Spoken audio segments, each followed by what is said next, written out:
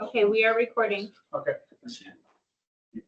All right, I think we'll go ahead and get started. We got a lot on the agenda tonight.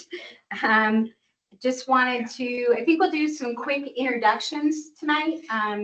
List of who's here for the council and who's online, and just so everybody knows. And then our first speaker today is Robert Powell. He's going to come talk to us about the tech Reveg, and then we'll go into the projects and whether we need amendments and go through all of that. So starting with that, John, would you want to start introductions? I'm John Cecil. Emmett Reardon. Bill Callahan. Elizabeth Erickson. And then let's go online. Sister, would you like to go first? Yes, Sister Mary Jo. And Catherine? Yep, Catherine Houserath with NRDP. And then we have somebody that says guest. Could you introduce yourself? Their microphone's off. Oh, there we go. Go ahead. I didn't catch it. We're not hearing.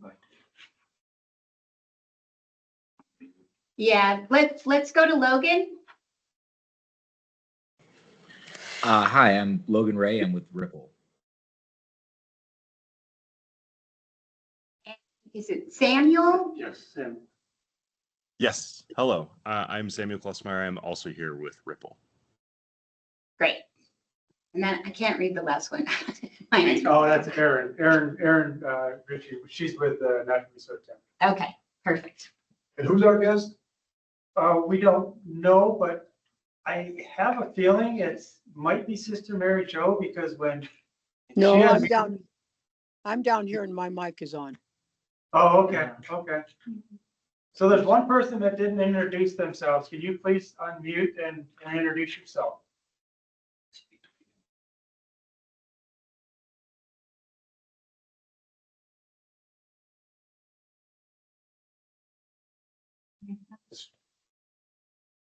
You don't? Okay. Yeah. What's my line? So I do want to note, this is Doug Martin with the Natural Resource Damage Program. We are, as you know, if you can just tell, we are doing this meeting remotely. So if you are speaking, we'd ask that you announce your name so people know who's speaking. And this meeting is being recorded for our minute. Other than that, Elizabeth, I'll turn it over to you and then have Robert. That sounds great. And if you're online and you have a question, please raise your hand so we can see it. We'll just call on you. All right. With that, we've got Robert Powell from Montana Tech. He's going to give us an update on the Reveg program. Thank you so much for having me and introducing me, and long time no see for some of you. Thank you again. Trying to pick out everybody from the meeting and start my presentation here. And I should probably, is this shared? It was not, Robert, I'm sorry.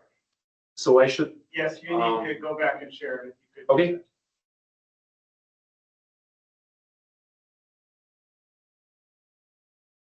Over to the right hand side. Right next. Oh yeah, I see, sorry.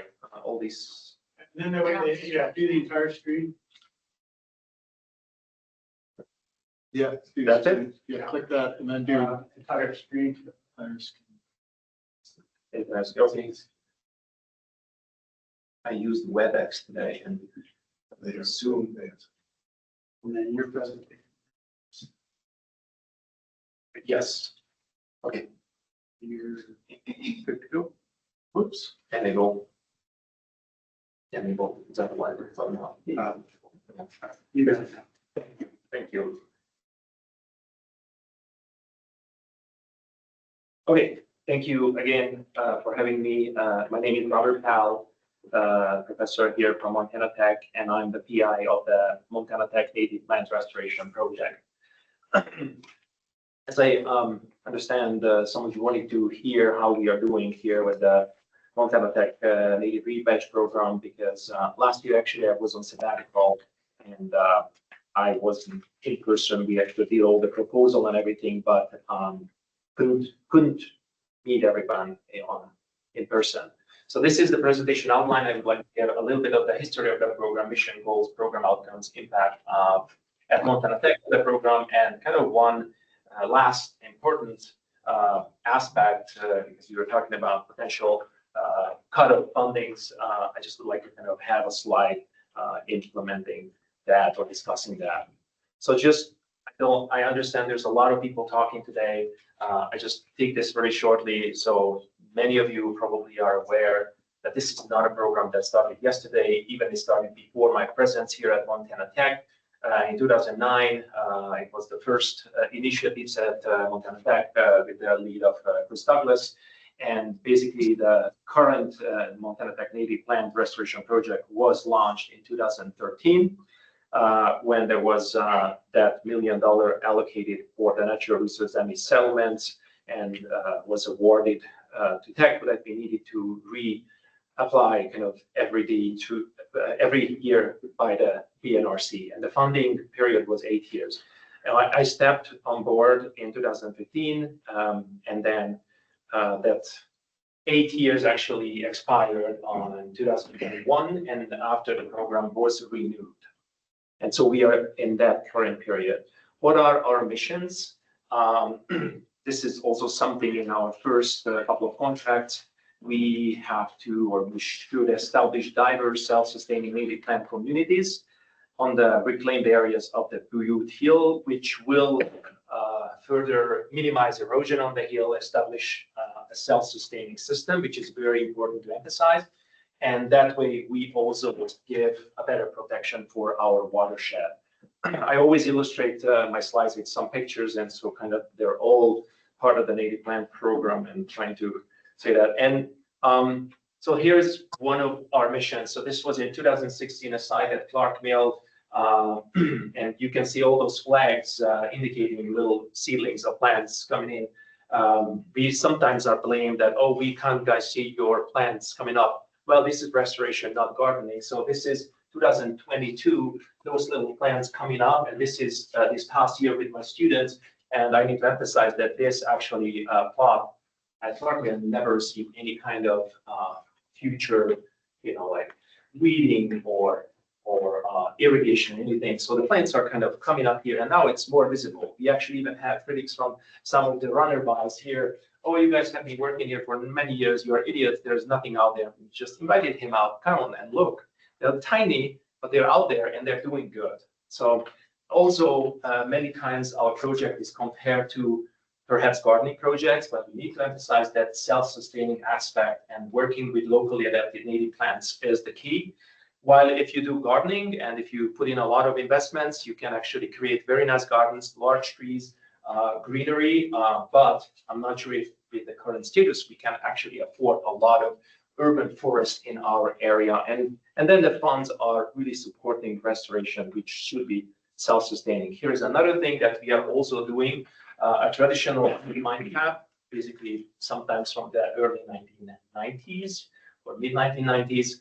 Mainly dominated with Eurasian grasses, and we're designing seed mixes based on our monitoring experiences. And this is after reseeding of a similar cap like this, but was also more weedy, and just kind of implementing the seed mix and appropriate treatments could result in a good, diverse early grassland, I would say. Our goals in the program, these are always that we need to report on in every quarter. We need to keep contact, of course, with the stakeholders. Thank you for the NRDP program and the BNRC facilitating all of this. So every time when we are doing any kind of actions, we are collaboratively deciding with NRDP. And of course, Butzer who is the owner of the land that we are working on. So we hands in hands are working with Butzer BAO, and I must emphasize that that relationship has grown really tight in the past couple of years. We are, I think, I should say, inseparable. We are, Butzer BAO, even if they're having separate planting actions there, we are providing all the native plants for them. We are producing thousands of them yearly, and we're deciding on the planting sites together, and we are doing the actions together as well. Of course, native propagation is and installation is our major thing. It's actually 600 acres plus acres up on the Butte Hill that contains, I don't know if that number is correct right now, but I had it as 178 pre-sites. We have 2 more goals total that our contract, in a way in the beginning held, monitoring all those sites that we are planting in. And that way learning what is successful, what works, what doesn't. So we shouldn't actually just repeat year and year the same mistakes. So if we find that something is not very successful, for example, we read it out the spring planting because based on monitoring and all the evaluation showed that there is a 50% more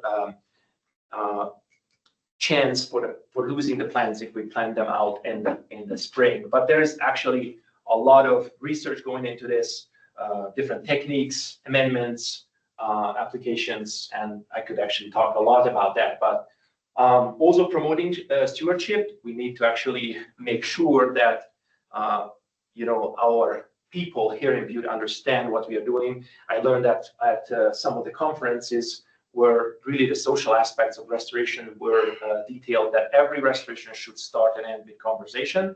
And I hope we are able to now do that much better. We have been doing these community planting events last year because everybody knows that the lead levels were lowered and we didn't really have a lot of chances to go different places. But with my class, we actually planted a good amount of plants up at the paratailing. So that was our action last year. And of course, this is something that most of you know because many of you participated at these community planting events. Just a couple of them near the Lexington and Revegetation, and then probably up near the Con, behind the Con area.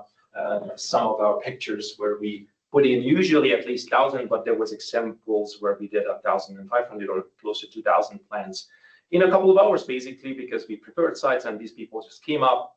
Sometimes there was even more than 100 people showing up. So far, since I actually am on this program, we planted over 80 locations on the Butte Hill, installed 138 different native plant species, and that actually has 70,000 individual plants installed on the hill. We worked, and that's another aspect which not many people realize, is that that program that I'm representing and you are funding has a great impact on our campus here at Montana Tech and spreads the word and science of restoration and gives them hands-on opportunities because we work with more than 100 undergraduate and graduate students and a lot of volunteers who are interested in putting time in that. I should mention some of our short-term summary. We actually had a small grant from the BNRC which supported a new greenhouse. So Montana Tech has now 2 greenhouses. And with that contract, we are obliged to produce a yearly minimum of 5,000 plants. And we have been fulfilling this. This is our new greenhouse location down closer to where those houses are, where the Montana Tech vehicles are parking. That's the nearby area. And this is just here, 2 minutes walk from us. This is our upper head greenhouse, and this is our staging area that contains, I'm not sure if you can guess how many plants, but I'm always asking that from my students. There's at least 15,000 plants in here because they're in tiny pots. So currently we have close to 1,000 plants they are now in the overwintering sheds, but also we have been starting to produce new plants. There is around 2,200 new seedlings. And currently we have been working also with Butte Revegetation on identifying planting locations. Also for here, in these years, all the activities I just would like to tell you, we are locally collecting. So these plants are not like you can buy them at any nursery. So they're locally collected, they're adapted to the climate, they're adapted to soil conditions and the dry, high altitude ecosystems. So we collect approximately 50 native plant seeds from 50 species. It's like big bags at the end of seeds that we have stored. We are monitoring our sites that we are planting always after the first year, and then the rhythm is to do them every fourth year. We have been maintaining these infrastructures through greenhouses, the seed orchard, overwintering sheds, and the staging area. And just past year, I had these stats. I didn't kind of quite get the numbers from 2025 yet, but 18 students, many of which need to work with us, I would say voluntarily for free, because they are obeyed by the restoration practicum to have a semester of hands-on working and restoration. And then 4 volunteers have been working with us, and there are some hours that they totally put together. Here are some of the site locations. This is actually at the Terra Tailings. This is my restoration class. I made them work like very diligent ants out there, and they enjoyed that highly, and they were very glad to be experiencing the program that we had, because it was almost decided that we cannot plant that here, but the Terra Tailings saved us. So this is what I would like to actually also emphasize, because of course our main mission is to produce native plants for the Butte Hill and diversify the hill with natives, make it better than just a cap, have it a self-sustaining ecosystem. But with the program funding us, Montana Tech was able to develop hands-on learning program on campus, launch the restoration certificate program, which already had over 50 students going through that training. We established also an ecological restoration master's program, which is kind of getting very famous. We are having students coming from all over the country, actually even from abroad, they're applying for it.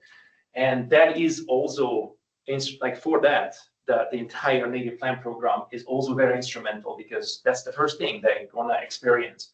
And also, through the help of this program, we have been able to contribute to world-class research in restoration. So here are just a couple of things. So this is the banner for our ecological restoration certificate, and I need to open that because that was redone today. This is the website of the native plant restoration program at our department, and of course, it explains who we are, what we are doing, what are the caps, because people might not know, and then the history of the program. And we are actually proud that the NRDP is funding us. But anyway, so this can be looked at if you're interested. Probably this presentation will be shared. But yes, I'm very glad that this got ready today. And then, which was my presentation? This.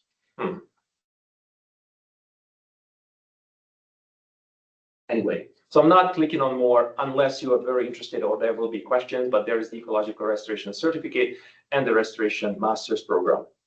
Although the other thing is, that's the reason why you didn't see me last year. For a year, I went all across the globe, went to China, India, Australia, and I have been gaining extra experience in ecological restoration. And even on places like Western Australia, where there is hardly any rain, there's no soil, just sand. And they are able to actually put back, this is actually a rare earth mine. And then I actually worked on bauxite mines as well, and gained all the good experiences. So this year, the students were lucky enough to actually have these firsthand experiences. But this is also contributing to the common knowledge to make our program and the restoration in Butte better. I thought I need to emphasize that.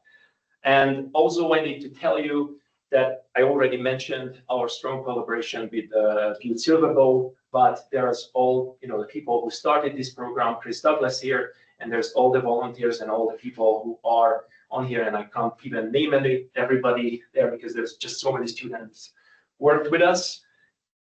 And then comes also to that point where I need to talk a little bit about, there is a potential. What if we are losing suddenly our funds to support this program? So if we need to face that, there is actually a good risk of losing that investment, that long-term investment that the NRDP actually put into our program. We could have a risk of losing thousands of propagated native plants already. There could be irreversible disruption to the program's continuity.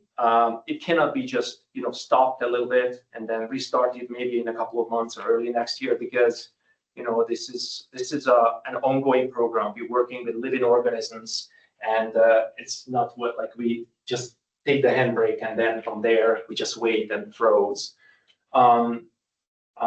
We could have a halted site maintenance and monitoring and the termination of Montana Tech hands-on student training program, which would hurt us really badly. And with that, I'm not going deeper. I have probably another 10 slides about results and graphs and stuff if we are interested, but probably don't want to sit here till 11. So thank you for your attention. If you have questions, I'm more than happy to answer or go even more into details, but that's what I have for you today. Thanks, Robert. Do we have any questions from the council? Yeah, I got a few questions. Go ahead, John. Robert, how you doing? I'm very good. Thanks so How are much you? for all the hard work. We're very proud of your program. Yes. Just being there in the beginning, it's come a long way. Could you tell me what the percentage of your overall program funding is that comes from this contract through the BAO and NRD? It is funded 100%. So this program that we are running is funded 100%. Basically, there is contribution. So I'm getting 2 months of summer salary. So basically during the year, I'm working as a, what is it called? This is my Contract. contribution or something. What is it? Maybe. Yes, but then also Montana Tech has, you might ask, oh, but there's overheads. Montana Tech actually operates both of those greenhouses. So the program doesn't pay extra money to the operation or maintenance of those greenhouses. But basically, the program, as producing all those thousands of plants yearly, is funded by the program, by the NRDP. But for example, the operating cost for the greenhouse and. No, those are covered by Tech. But they're a percentage of the overall cost of running the program, so that's fairly significant. Yeah, but this is very hard to. So if we would need to go into the finances, I'd probably better just talk to one of our person who is more knowledgeable on those percentages. But what I know, so Crystal Valich is our. We pay her salary. She is our greenhouse manager.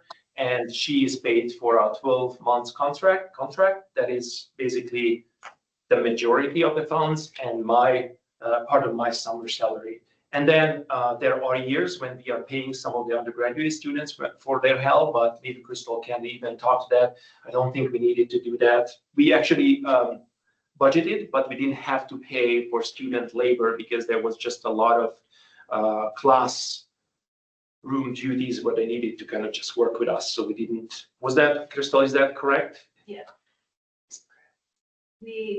Last fall, we had 6 volunteers and 4 classroom students. And this spring, we had 4 volunteers and 4 classroom students working on it. Yes, but that is, All of it not paid. They're all of it unpaid labor. basically the grant, I should say, holds people's feet on the ground, or how do you express that in English? It's like holds the boots on the ground. How is that? Anyway, keeps basically 2-person in the job, I would say. Crystal 100% and myself for the summer, part of the summer.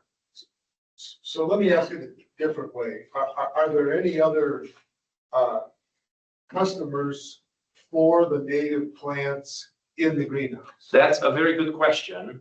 And we have already a lot of, I would say, potential partners approached us. There was just a consulting firm who wanted to buy, who was just interested. Do you guys have 40,000 X and Y plants? And I said, no. And even if we had, we would not be able to sell them because our program was funded by the by the BNRC and that money. So whatever we grow in there, it's belonging to the UPL. So we cannot make, and the other thing is we cannot make profit. I actually talked to our director for the finances here. And that's one of the tricks here at Montana Tech, that we cannot compete with other nurseries, for example, because that would be, we could have kind of as almost like a side. So if we actually put research into it and would say there's, let's say somebody from the Forest Service needs 50,000 lodgepole pines next year, that could be something that we might be able to help. But so far, that was not a direction that we were told to go towards. And to our understanding, our funding would last, if that continuous contact would be honored for another couple of years, I would say. And we would need to actually go towards thinking about maybe being self-sustaining that way, to find actually customers who would be able to, and perhaps that could actually be our partners, you know, that could buy off the native plants that we have been producing with the program. I don't know if that helps. Well, my frame of reference is, you know, I'm 100% supportive of Yes. this program, and, you know, I think it's done a great job from when we started it and through now and moving forward. But at some point, we're probably going to have less money Yes. than you might need.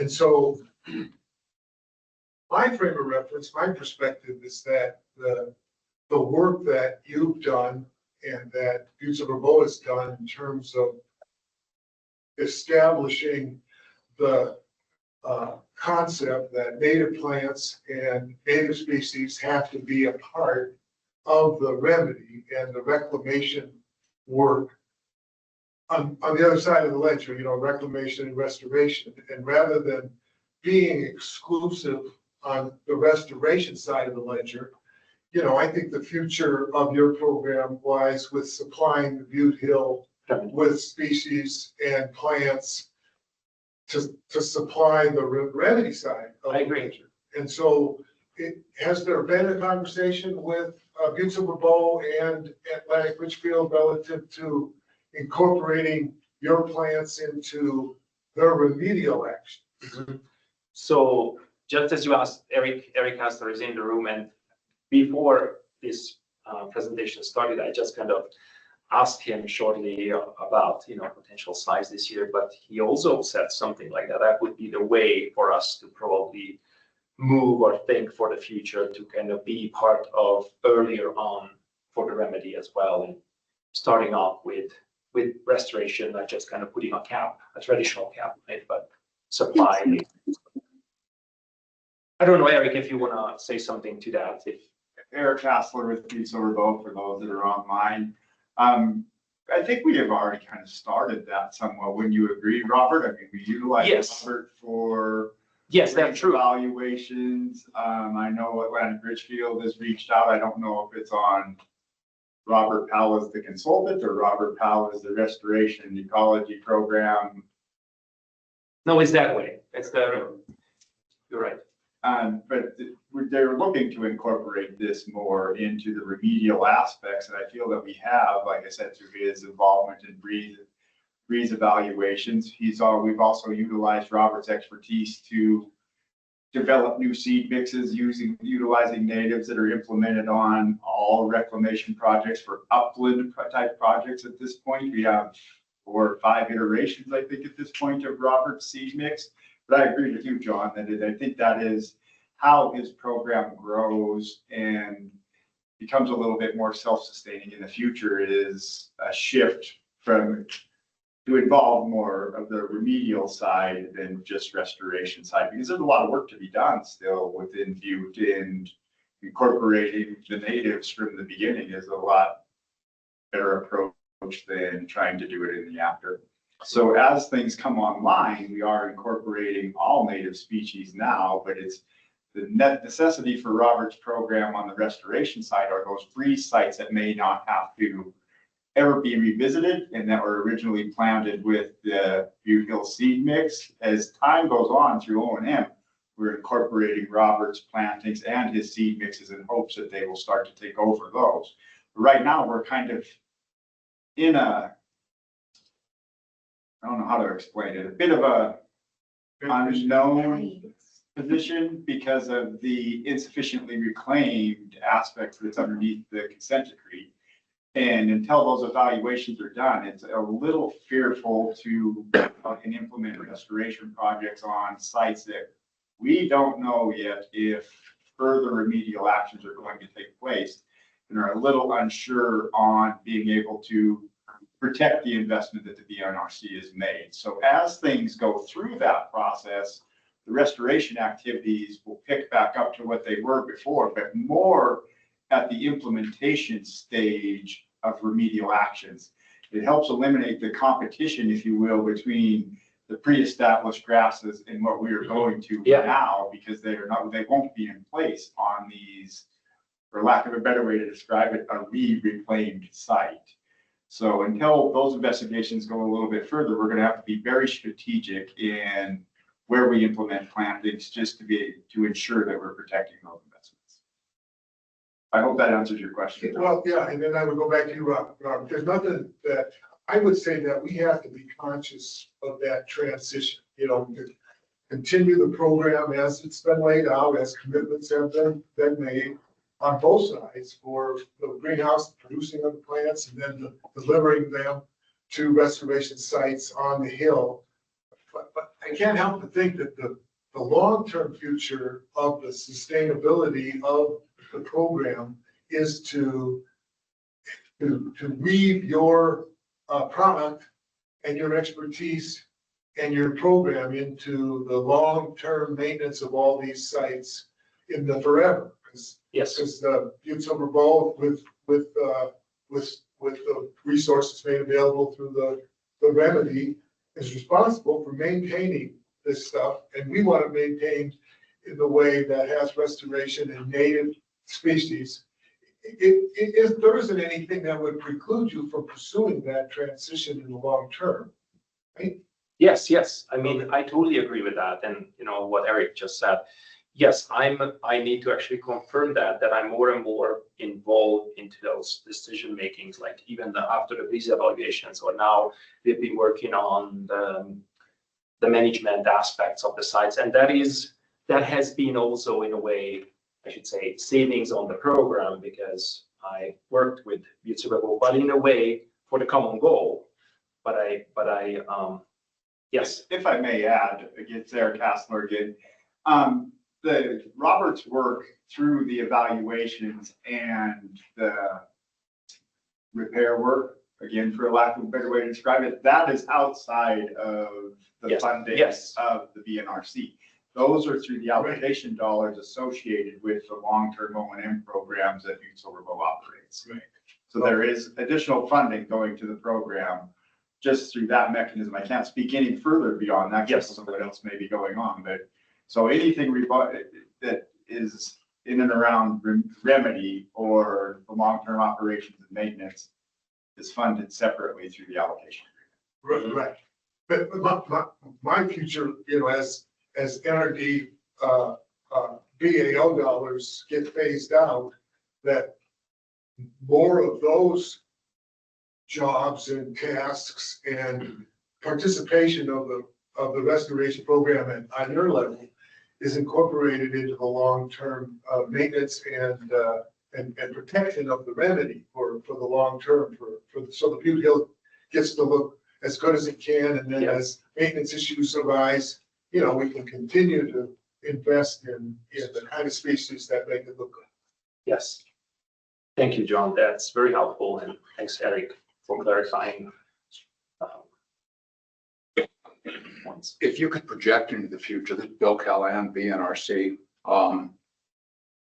about reclamation on the Butte Hill and the sites that we have to go back, the breeze sites that have to be, as Eric said, repaired, and whatever else. There's 3 years left, a little bit of 3 years left in the contract, and there's about $318,000 that still remains in that contract, give or take. I'm not sure what the number is, but is there any way you can see into the future about how we could help to maintain that until you get to the point that John and Eric have been talking about with the expansion of this whole thing, so that it becomes maybe more self-sufficient? How could BNRC what kind of funding could we provide that would, help to make your job easier? I know it's hard to see into the future, but Yep. you've thought about it. I know that. So, Yeah, I mean, even just facilitating these conversations that just like to come up now, I think we need to have more meetings with Eric and, figuring out those waters, I would say. How can we be more deeply included in that and what would that involve? But I would say the BNRC could help us just to kind of survive until that kicks in, because especially we don't want to lose personnel, we don't want to lose plans, we don't want to lose, the program. And, right. how we could say, for example, is just like right now, more and more volunteers and student workers, like they work for free. And that is somewhat, saving for it. But what we could also do is look into also more partners and discovering maybe I'll look, in that big super fun complex, maybe other partners who would be interested in, having native blends produced for them by us. That could be until we are sufficiently equipped, with the resources that I can pay my greenhouse manager here, and if I can have some of the salary, I think we could be happy to sustain this. Bill Callahan, BNRC, could you give us some kind of a projection, maybe what kind of money we're talking about a couple of years down the road? I mean, this contract was, I don't remember how many years it was for. Yes. The last time that we renewed it, but if you could give us a projection, maybe a money figure, give or take. Yes. Of what that would be very helpful for us to make a decision about. Yes, I did not prepare a budget for today. I don't know if you, Right. just for me to say something, a number for you. Sure. We were operating between 100 and 150,000, depending on what is included. But that was necessary here at Montana Tech to have a 12-month contract and have like 2 months of summer salary. And then I think we had like $10,000 budgeted for equipment and materials, I would say. But I can work with our research office and, make sure to come up with a proposal that hopefully could make you satisfied with the decision, and hopefully can face the direction with Future BAO and hopefully other partners who can mean us the survival, or kind of maybe another explosion of producing, like being this special nursery up here and having all kinds of resources to help restoration, making better down along the river. Okay. Okay. This is Doug Martin of the NRDP, just to help you out there a little bit, Robert. It's some, just for a ballpark for tonight, it's somewhere in the neighborhood of that 100 to 150. We estimated around $125,000 a year. It's practically spent for in the contract of Montana Tech for Robert's work. And Doug, is there additional money besides what's under contract, or is that it for Montana Tech? For Montana Tech, my understanding, that's it. The additional money that's in that, I call it the Reveg category. There's another highway Reveg category. Okay. And the tree. Okay, and that's the 411? Yeah. Okay. If I may, I'd like to add a little bit for Bill's sake. This is Eric Hassler giving Future BAO. I think we're starting to incorporate Robert in. I think you'll see the aspects through Remedy start to support the program more over time. Again, like I go back to where the consultation that he provides now in regards to repair work is different than the restoration aspect. So there's funding coming from a little bit of that. We just now are implementing in the initial stages of implementing a much more aggressive weed control strategy, where Robert is doing, his group is going to do the evaluations across the sites on a more regular basis than every 4 years, where each site will be evaluated every other year instead of working through the quadrants 1 year at a time. So just through those mechanisms, I see some assistance, if you will, for Robert's program going forward, which would be more tied to the remedial funding than restoration funding. So it can help offset some of that and add to the longevity of the program, I think. So question for, you had talked about having trouble finding planting sites last year and you didn't prepare it. Go for this year, what is there a plan for planting sites? Yes, we have had 3 that have been through the insufficiently reclaimed evaluations in the work implemented. So those there will be viable spots for planting this fall, and it's the expectation and our goal is to address those going forward. Okay. With it there, we just, like I said, I don't have a level of comfort with anything that has not been through the evaluation that we can protect the investment in the long term. So as, like I said earlier, as sites go through the evaluation, there may not be any additional work required on the remedial end of things, but they're prime spots to enhance the ecosystem by adding native plants to the previous seed mixes and caps that were put in place. But until the evaluations are done, you know, we just don't know. So as they are completed and coming online, those are good spots to enhance further. Again, I want to reiterate that Remedy has incorporated a lot of Robert's work at the beginning, just through the use of the seed mixes that were developed by this program. And so what's the timeline for those going through that evaluation? Well, there's 178 of them, plus Oh, we kind of wow. have Okay.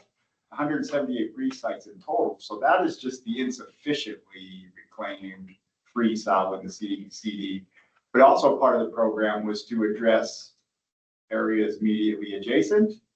They fall underneath the unreclaimed work plan. So there's just a bit of unknown. So right now we feel it's safest to wait until the evaluations are done.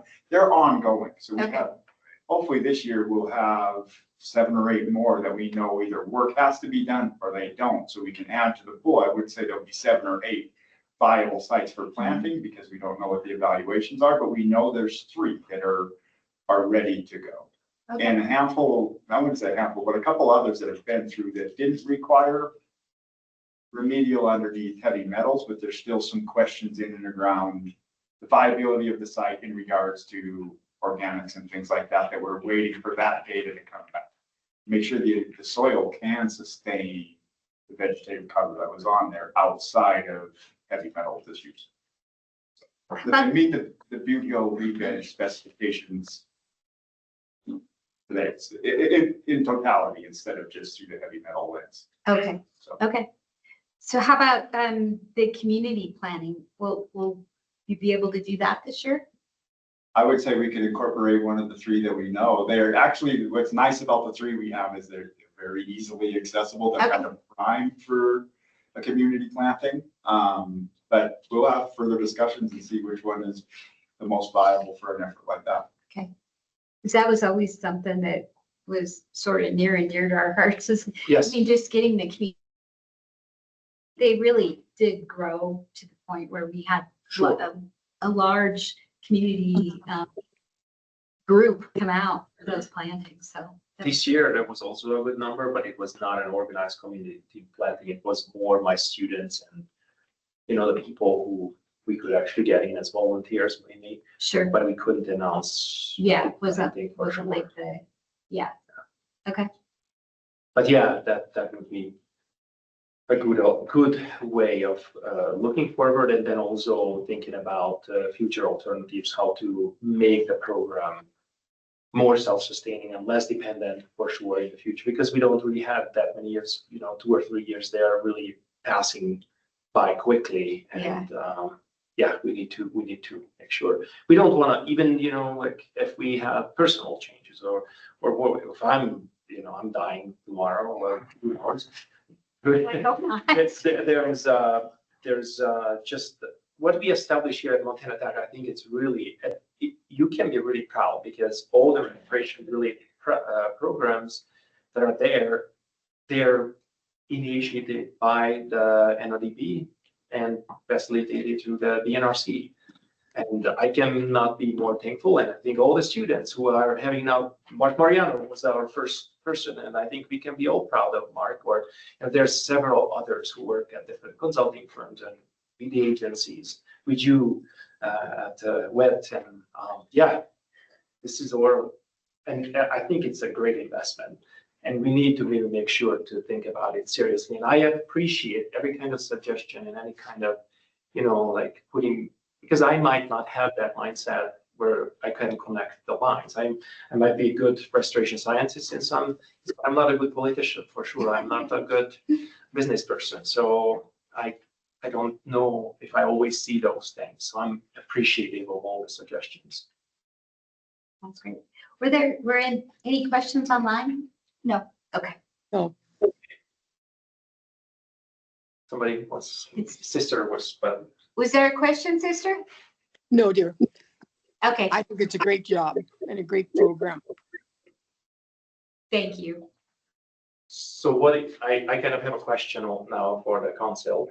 So what should be the next steps? Because now I understood that program is kind of continuously funded. Should we put in a budget? Should we actually do another meeting where we talk about those sites? Because our contract will end June 30th. So I don't know what should.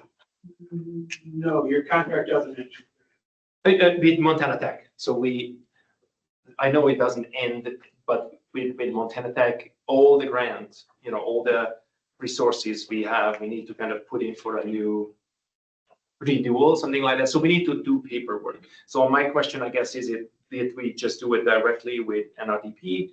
We don't need to worry about having a meeting before June 30th, where we kind of are approved. I understand we didn't have to do that lately, but I just wanted to make sure we are doing the right thing. How about we check on that and we get back to you? Okay. I think we can assure you that Yeah. we'll make a decision on our recommendation relative to the funding that you already have. Yeah. In advance of your deadline to get your paperwork in before June 30th. Okay. So I just keep in contact with the council. Yeah. So isn't he already funded till 28? Yeah, so this is Doug Martin. Just from the contract that the Natural Resource Damage Program has with Montana Tech to allocate the BAO funding. That contract is through 2028. Okay. You may have some paperwork to do with the Internal paperwork, which needs to be sent to you and confirmed. Yes. Yes, there is, you're right. Okay. Well, then Eric and BCBO and us should work on that and keep you updated. Thank you so much. That sounds great. for all that. Thank you. Should I just step up from my presentation here? Yeah, you can. Has this been recorded? Yes. Yes. So you can leave it right there. Oh, I see the recording. Thank you again. Thanks, Robert. All right.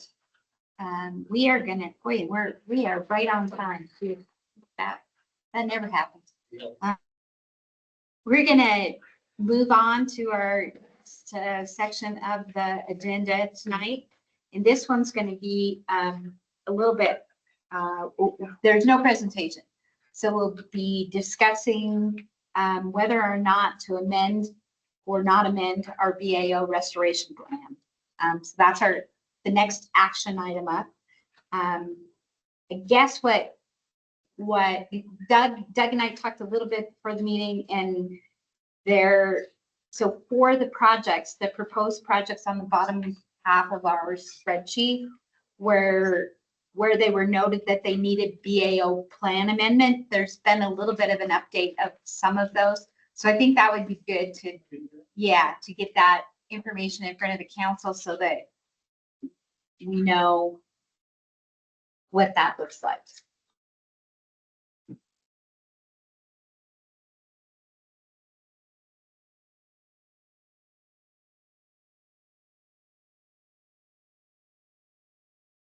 I still didn't get John's number. So those online or Jody, can you see that? Yes. So just briefly, this is the funding that is currently available in the BAO per the category. And that's for the restoration of Silverbrook Creek, it's the $250,000 for the mine waste to Reveg is 1.7. And this is updated. Miranda just updated this the other day. This is not in your package, John. And I'm staring at the one, the one you gave us, that was through June 30th, 2024. And the numbers in green, below the percentages are right about the same. So no monies have been taken out of these categories in the fiscal year? I'm sorry, the bottom is this bottom line. The bottom line is the estimate. That's the balance that we have right now. And there's, for instance, the balance, there's a balance in the Silverboat Creek corridor category now because the parrot reimbursement came back.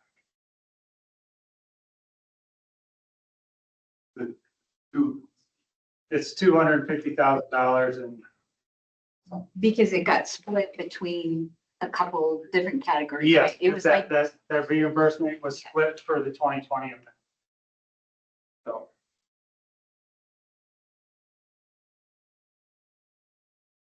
So, but this is what Elizabeth wanted me to talk about, and this was the start of that.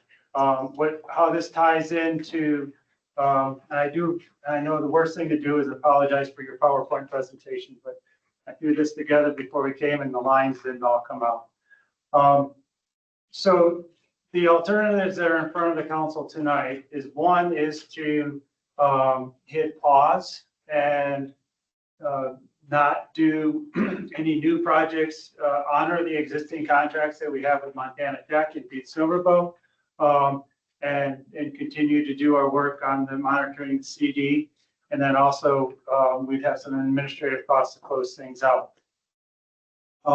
That would not take an amendment. But one of the questions that we had, and we had it in that table that we sent out to you guys that is not necessarily correct, is there are some of these projects that have been proposed both by the program and by Butte Silver Bow that, you know, may or may not do or require an amendment to implement. And that's what we went through with this analysis.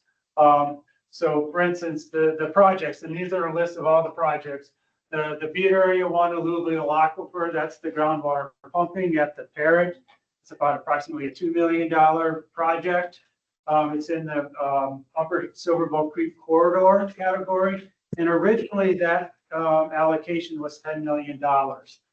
The restoration plan in section 6 is specific, and I have handouts for those who want it, is specific that says if there is a reallocation of funds between categories, if it is more than 10% of the allocation, it needs a restoration plan amendment.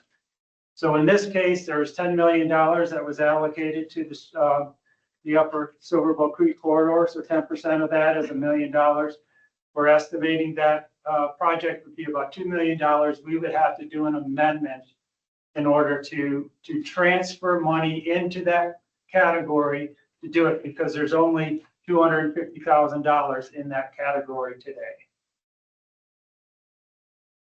I'm looking at John here. Well, the 10% of the category allocation on this chart or the current balance? 10%. It's our interpretation. It's 10% of the original allocation, because that's when that provision was put into the restoration plan.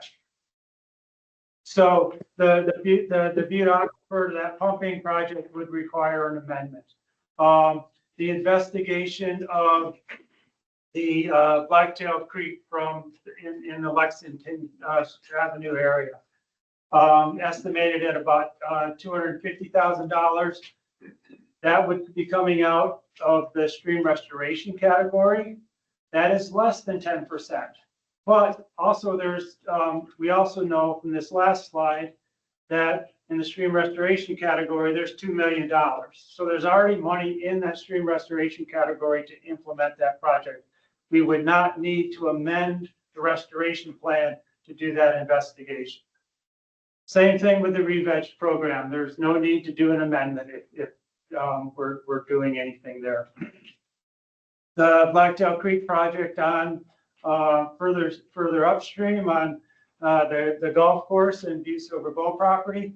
Once again, it's $100,000. It's within that stream restoration category and within the amount of money that they had. So we would not need to do an amendment.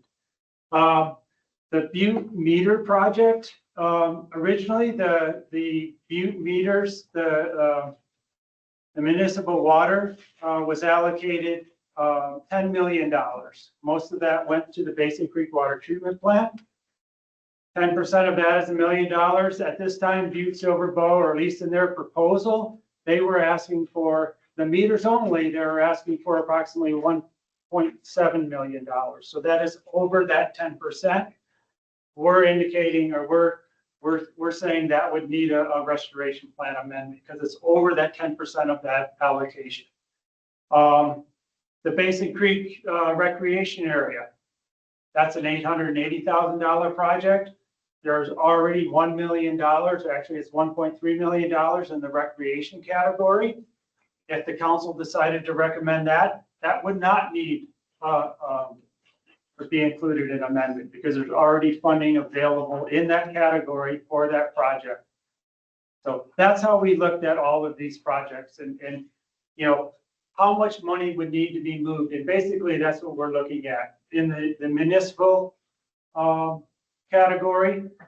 I'm going to go back to this slide. In the municipal category, the middle category where there's $34,000 right now, in order to do anything that Butte Silver Bow would want to do there, we'd have to take money from one of the other categories and move it to that category in order to implement that project.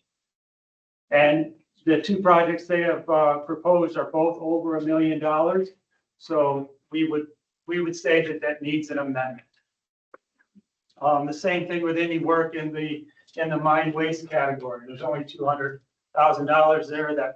That pumping project at the fair is estimated at $2 million. That's over that 10%. That would need an amendment.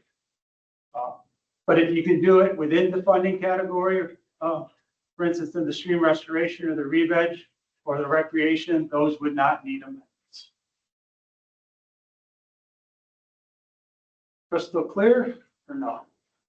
What if the council, excuse me, Madam Chair, John Cecil, what if the council were to, well, like, You want me to turn the municipal is 34,000 left in that category? Yes. Yes. Okay, so if we wanted to take it from one category to another, to put some money in that category, we'd have to get it built. Mm-hmm. Okay. And then in the I didn't think we put anything back in the municipal from the period. That's money that's left over. If you remember, there's a little bit of money left over. It was there from the 750 Yeah, or whatever. I don't know, I'm not sure if Miranda's online, but I know we were supposed to try to pay that to Zero to Butte Silver Bow on their Basin Creek project. And there may be some continuing work on that. Okay. Okay, I was just confused because I didn't think we had done that. You guys did not. In 2020, the money was allocated to stream restoration, mine waste. Okay. Excuse me, the Silver Bow Creek category, the Reveg and stream restoration. Madam Chair, so in the category of the mine waste area restoration and Reveg, there are two existing contracts with the Tech Restoration Program and Butte Silver Bow's Reclamation Program. 300 and 400, about give or take, according to 730,000. Under contract over the next few years. Yes, under contract. Under contract for the next few years. Yes. And so, is it appropriate to interpret this, that there's still $1 million in that category that is unallocated and uncommitted? And it's still in that category? So, it's still in the category, this is Doug Martin, John, yes, it's still in the category. Or in the 20, I believe it was the 2020 amendment, in one of the previous amendments, approximately $900,000 was allocated to Butte Silver Bow for the tree planting program. We are only under contract with them for half of that, or about, right now, this contract is worth about little over $400,000.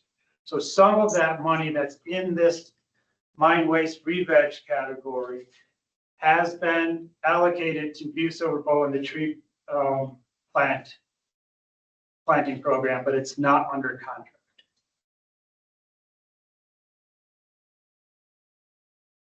This 411,000 that's in the chart here. The 411,000 is contracted. Right. But the plan allocates additional funding to Butte Silver Bow for their tree planting program that we have not contracted them for. It's just allocated. But the 411 is in that 1.7 number. Yes, the 411 is in that 1.7. And the 318. And the 318. Right. 318 is in that one. Yes. Yeah. Is there additional money beyond the 318 that's allocated but not contracted with Robert? No. Okay. So, okay. So, but there's, yeah, I think what you're getting at though, there is additional money in that category that is not allocated to a contract like the additional money to Butte Silver Bow. Because if you add all those up, they don't add up to the 1.7. They're close. They are close. Very close. Eric did have a question. I noticed his hand up. Thanks, Doug, but Elizabeth asked the question that I had, so. thank you. Oh, okay, okay. Glad I had you back. So, We go back, Go ahead. go to your no amendment requirement. If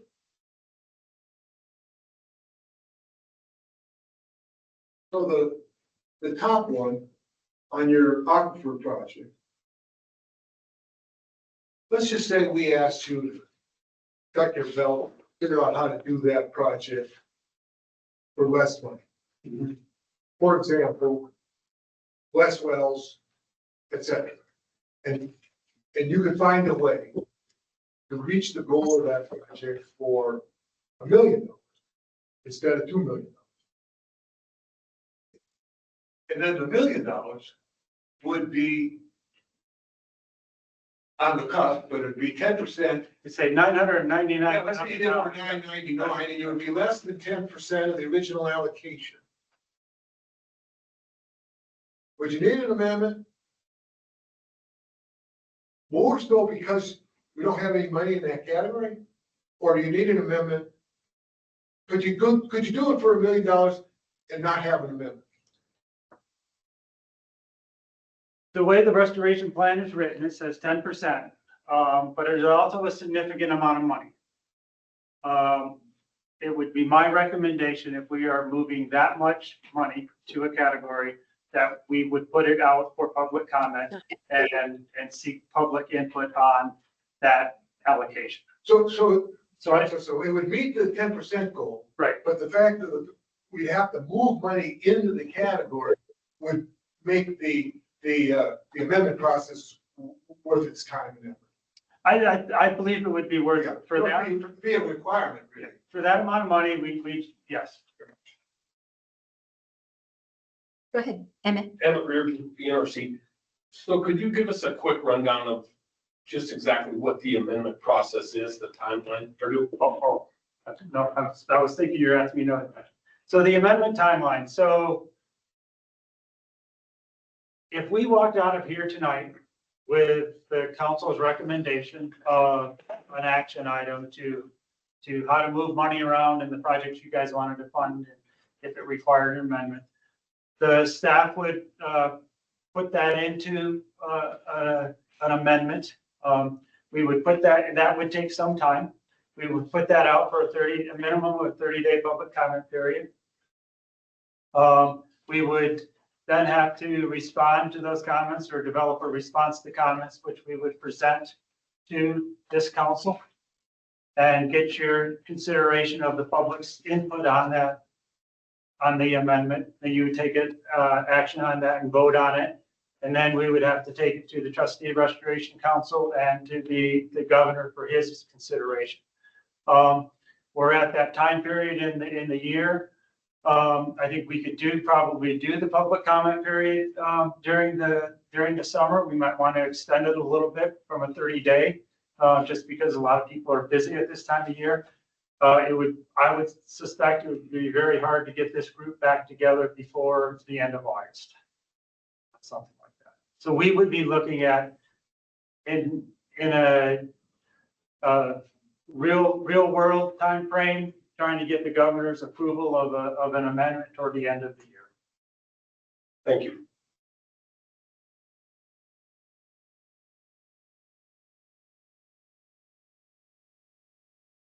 Any other questions? Madam Chair. Mark Art from just a citizen view.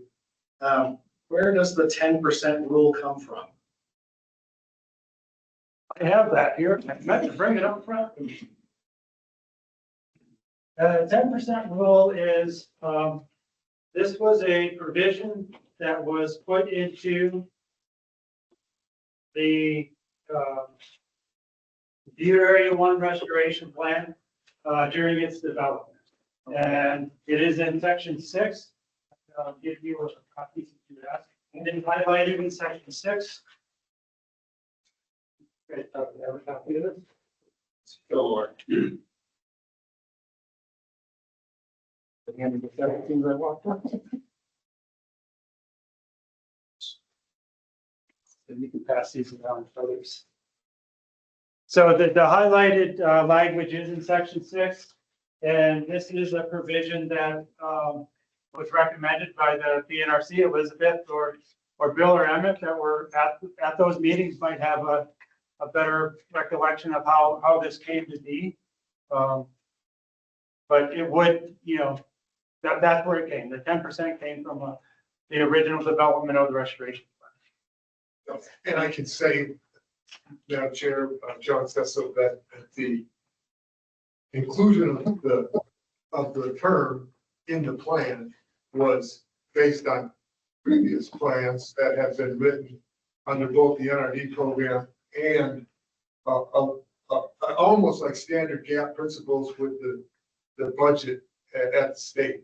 Anytime you move, like from operations to capital expenses, from capital expenses to personnel, 10% is sort of the golden rule. If you make a change greater than that, you got to go through some change stuff. So that's why we put it in this.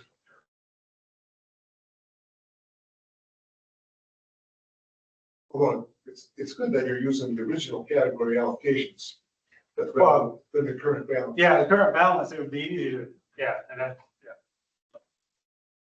All right, Jim? I'm a little confused on, back in November, on the moving off for when you're gonna pump the tree back in. I thought I saw a number a little bit higher than that. Can you tell me who and what derived that number? So yes. Is that an ARCO number? Is it a Pioneer number? Whose number is it? So the number that we originally had was 2.5, and I'm going to turn it over to Jim to let you know where that number is. Yeah, so that came from a tech memo that we had when do an estimate. And so what we looked at originally is, and that memo goes back a couple of years. This wasn't a brand new concept, but we looked at it. There was some discussions at the NRC meetings about it. And that was, looking at what would it take to capture all the water, all the contaminated water in that area. It was sort of specific to everything that's up there. So it was sort of the belt and suspenders stuff. So we got questions, I think in October, about, hey, could you do something for less? So we went back and looked at that. That was I think a 4 or 5 well system, controlling it with wells. And then we looked at like because we used the model to develop the wells and the capture systems, could we do it with less wells? And we thought we could. Since then, we've gotten other questions about, well, what if you don't get 2 million? Like, what if we had 1 million or 1.5 million? What could you do for that? And so we've looked at, and I have some figures. I don't know if you all remember, but we had this, that interim groundwater capture system between phase 1 and phase 2. There was like 2 years where we weren't doing anything. We were waiting for the shops to get moved off, right? To build the new shops and then move the shops off. So we couldn't dig phase 2. So we installed like an interim system. It's like the subdrain. So it's just horizontal PVC pipes with manholes, the clean house, to capture water. And we captured over those 2 years, you know, I don't know, like 20 million gallons of water. It cost like a penny a gallon. I just saw that in one of the old slides. And so recently we've been asked, well, that might be too much. What could you do? So we could sort of scale it. We could do it with like maybe 2 wells and that interim system that still exists. I mean, the fixed cost is we need a pump house. We need to pump it to MR, right? So that's going to cost what it costs. You can't do it, but we could do something less. Now, could we guarantee that no contaminated water is leaking there? Probably not, but we'd still be, the main purpose is to capture as much contaminated water as we can and not let it go down the hill. So that number, although we reduced the number of wells and we feel pretty comfortable with that, you know, it's sort of a continuum. We could do a lesser version at $1.5 million or something, but you're right, Jim, you saw $2.5 million probably in October, at the October. If I may, Eric Hassler with Beats Revegetation. Are the agreements still in place with MR? Is there No. Conversations? No, but we've talked to Mark Thompson. You know, we'd have to negotiate a new agreement and stuff, but he didn't raise any issues that they wouldn't take the water. We'd probably have a lot of, you know, we monitored it before and we had to report to them volumes of water and concentrations. They would want all that stuff again, but Mark hasn't indicated that there would be any problem, but we don't have that agreement. And we'd also need an agreement with the landowner if Butte Silver Bow is the landowner, right? So there are some things, and we have that identified in the table that we're not close to getting to, but we will get to tonight. Identify like what we would need to do to make something move forward. Okay, thanks, Chip.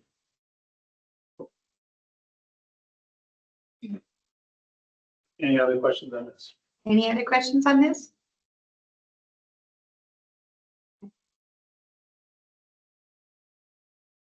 All right, back to our action item, a little discussion on the to amend or not amend. One of the things that was requested of the council, and maybe you could go over with us, Doug, is just that we wanted to get the NRDP's legal analysis of each of those projects so we could understand the NRD's piece of it, and then the BNRC's criteria are actually on that table.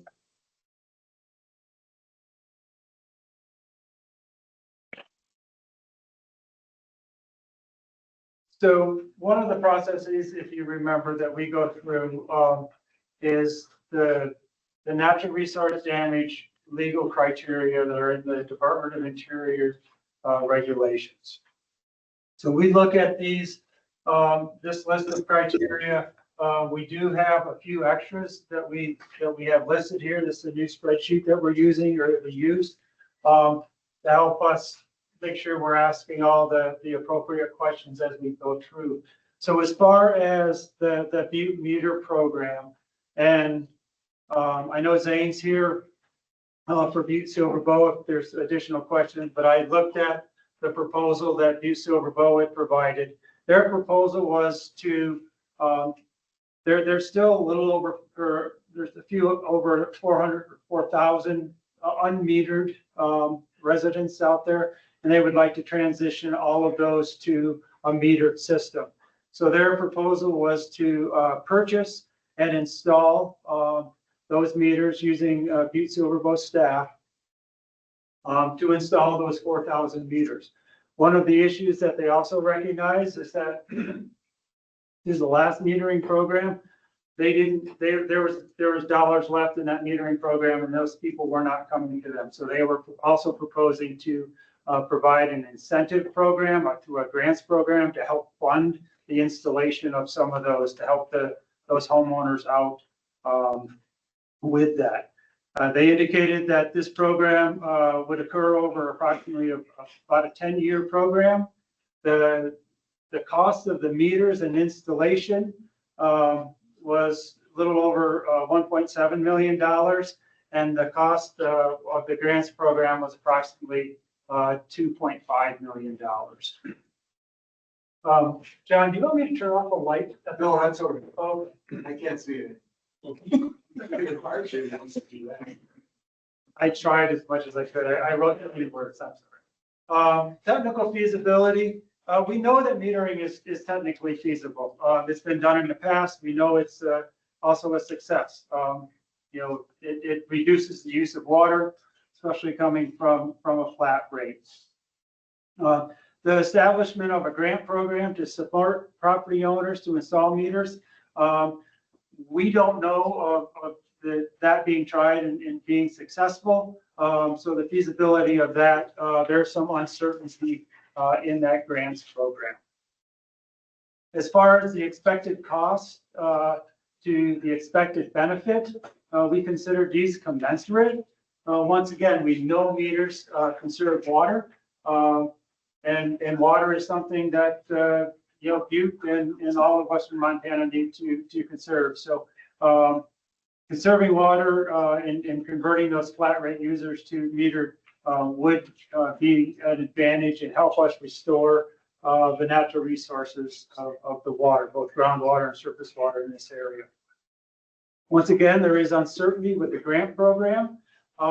We know meters cost a certain amount, and installing those meters and what that cost would be.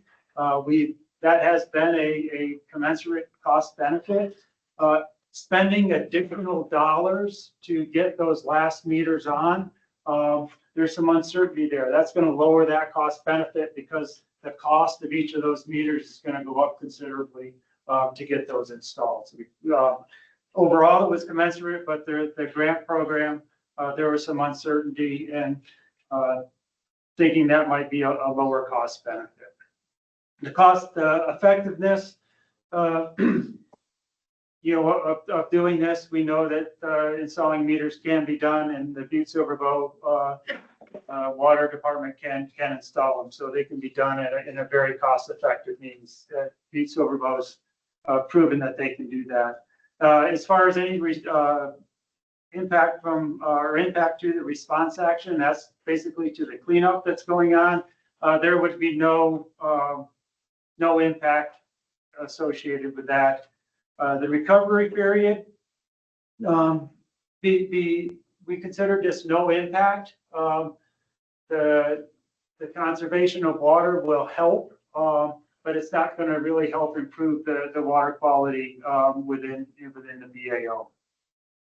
As far as the laws or policies, rules, and laws, it would be consistent, recognizing that Butte Silver Bow and landowners would have to get the appropriate permits.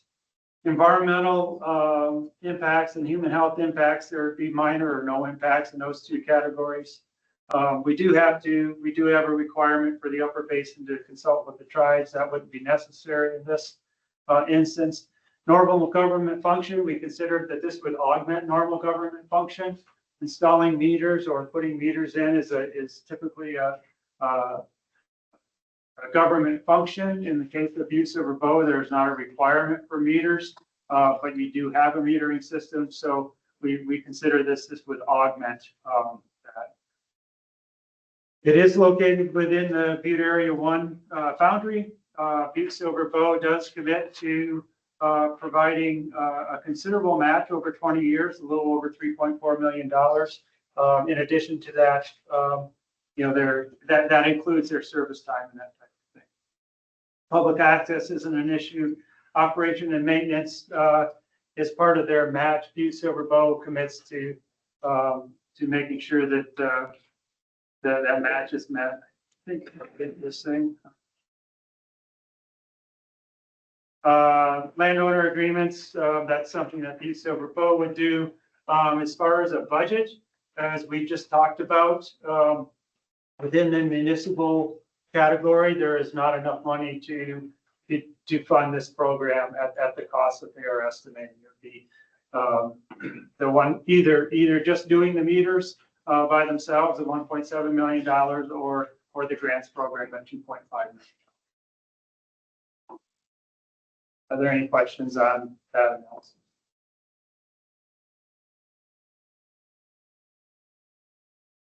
Go ahead. Bill Callahan, BNRC. So Butte Silverbow now charges the rates that they charge for people that are metered, and the people that are not metered are paying a significant amount more money based on what they're doing. So if those meters were installed, what's Butte Silverbow going to have to do in order to be able to recoup the loss that they're going to experience from the fact that these people are all metered? Because it would be a significant amount of money, I would say, considering that, you know, I for one just got a meter and I know it's been significant and I just had it for a while and whatever else, but it, you know, you're talking about whatever the flat rate's $60 a month, and for sprinkling season, May through whatever it is, the end of September or whatever's $130. So if everybody goes on a meter, what's that going to do to the you know, Butte Silverbow's budget? Yeah. I'm no expert, but I'll tell you one thing. Having been involved in this since 1992, what ends up happening, the reason why we kept the flat rates and the meter rates, all new housing had to have meters and then it got on, in order to protect the bond coverage for 1.25. Now that we've reached an equilibrium and we got more meters now than we have the flat rates. And you know how Butte is. I mean, I've been here all my life. They're gonna pay for that water. They're gonna use every ounce they can. They'll run it every day. They'll let it run down the street. What's nice about the meter program, when you do get more meters on there, people watch. They watch for the rainstorms, not so wet. So the first thing they do is click off the meter. Number one. Number two, we pump a lot less. Our water demand is not as high. Back in before that was turned over to Silverbow Water, they were using 18 million gallons a day for just sprinkling in the town of Butte that day. And we had 900 holes open in this community a year, a long time. It took a long time to get all that moved through the 90s, 2000.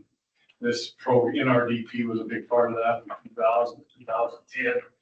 And, you know, but what ends up happening is you have a lot less, you don't have to treat as much water because people are really being resilient and watching their water demand, and your costs go down. And that, yes, your revenue goes down, but some of your costs go down too. From the pumping side and the chemical side that you have to add. Anything else? No, I mean, I think that, and I'm Sean, Sean Frederickson. Can I remind everybody to introduce themselves? I'll let people know. I'm Sean Frederickson. I'm Parks and Recreation Director, so I do not work in the water division. But I was a city county commissioner for 6 years. And so I do have a little bit of background on rates and everything. I think that if we get everyone on a meter, as many people as we can, then we can set up almost a tariff structure on where we can charge different people. Right now, it's my understanding, industrial, commercial, they all pay all the same rate. So you could set up a system to where people were using different levels are using different. So I guess my point is the rates would have to be adjusted. We never increased rates when I was on council for 6 years, and costs of everything have gone up. So yes, rates would likely have to go up, to be honest with you, to cover some of those costs, but there are cost savings that Jim said. Is there an ordinance change that would be required to do this? Sean Frederickson, Parks and Recreation Director. Yes, there would be it would go through council. And what's the change just for this water meter? What would that change in ordinance be? I don't know the exact ordinance, but yes, it would go through an ordinance change like every review an ordinance. We do it in sort of, the whole public process Yeah, by law. okay. Is there, the one question I had was, I know there's a bunch of meters that are on the list now, that are on the waiting list to be done. And I can't remember what that number was when you presented that to us, saying, St. Lisa, what you sort of public works, I can't remember off the top of my head, but I believe somewhere around 50 or so. 50 or so, okay. So one of the things that originally when we went out for these projects, we were looking for some things that we could do quickly and not, so I guess one of the things that that we didn't want to do is do like a 10-year grant program, but if there was something that we could do, like, like do the meters for all of those people that are on the waiting list, or some other things. Is there any project like that you guys can think of that would be a little easier to fund? Because this is all a reimbursement. So what our purpose was to get the money out there, and put it to work as quickly as we could. St. Lisa, you sort of public works, and I definitely think we could figure something out. With a program like that. Okay. And just to Sean Frederickson, Parks and Recreation Director, we've budgeted for the new meter. We're currently switching out meters, so it's not like we're waiting on this. We are actively budgeting to replace meters. So we're not sitting in waiting. But wasn't the waiting list for matched to do it, or what was the waiting list that it was just people in that process? Okay, so they're not waiting for like a match of money to do it or anything like that. Okay. Well, that's good to know. But it does tell us that there's probably maybe 50 people that are ready to go right away. And sorry, Sean Frederickson, Parks and Recreation Director. It's my understanding that, we're moving people on the list, but if we got a program out like this, and this is with no, public outreach, people Right. are on this list. So I think that list would increase if we. Because right now they have to pay for the meter, which is $400. Yeah, 408 or something last time. Okay. And so if they knew that the meter was being paid for, that maybe you'd have more people that would jump on that list. Okay. Eric Hasselman and Zane, correct me if I'm wrong, but I think part of the issue is compatibility of the existing plumbing with the meter and the costs associated with the upgrading of that connection is part of this proposal is to help offset those costs for the user. Okay. And so is that all of the ones you think, or the majority of the ones that are left to be done, that cost is? St. Lisa, public works. So any new meter or any meter from, I believe it's 2011 to current, we can still get parts for anything previous 2011. We can no longer get the parts to fix the meter if we have to. Okay. And again, Eric Hasselman, Sorbo, and I would like to caveat, I'm not with the water company either. So I'm just talking from internal meetings that we had. I believe we're trying to offset is more, and you guys have an inventory of mains coming into the house. So I think we have an idea of what needs plumbing upgrades, but I wouldn't say that number is holistic at this point. Through the lead and copper aspect and the evaluations that were done for that, we give you a pretty good indication of which ones you need to upgrade the plumbing aspect to be compatible with this meter. So, correct? Correct. Elizabeth, Courtney has a question online. Okay. Courtney, go ahead. Can you hear me okay? Yeah. Excellent. I am in Lima, Peru. And I have the rest of the evening. So I'm sorry for tuning in a little late. We have, give or take, 4,000 meters that need to be installed. Realistically, do you see just half of that happening? Or do you really think that you're gonna get all 4,239? Saying Lisa, Minnesota Public Works, our goal is to definitely get all 4,239 meters or homes on a meter. We realize there might be some difficulty with that, but our definite goal is to have everybody in Minnesota on the water meter. As a follow-up to that, Good. you think 10% is, of that number, 400 and some, are kind of pretty ready to go? I mean, if we were to fund this program after it went through its process, and you proposed it saying as a 10-year program, and so that's roughly running 420, 430 meters a year. I mean, that's sort of consistent with sort of what can get done. And you got a pretty good high confidence level that you can get the first couple, 2 or 3 years are going to be pretty straightforward with a lot of these homeowners. Yes? Correct.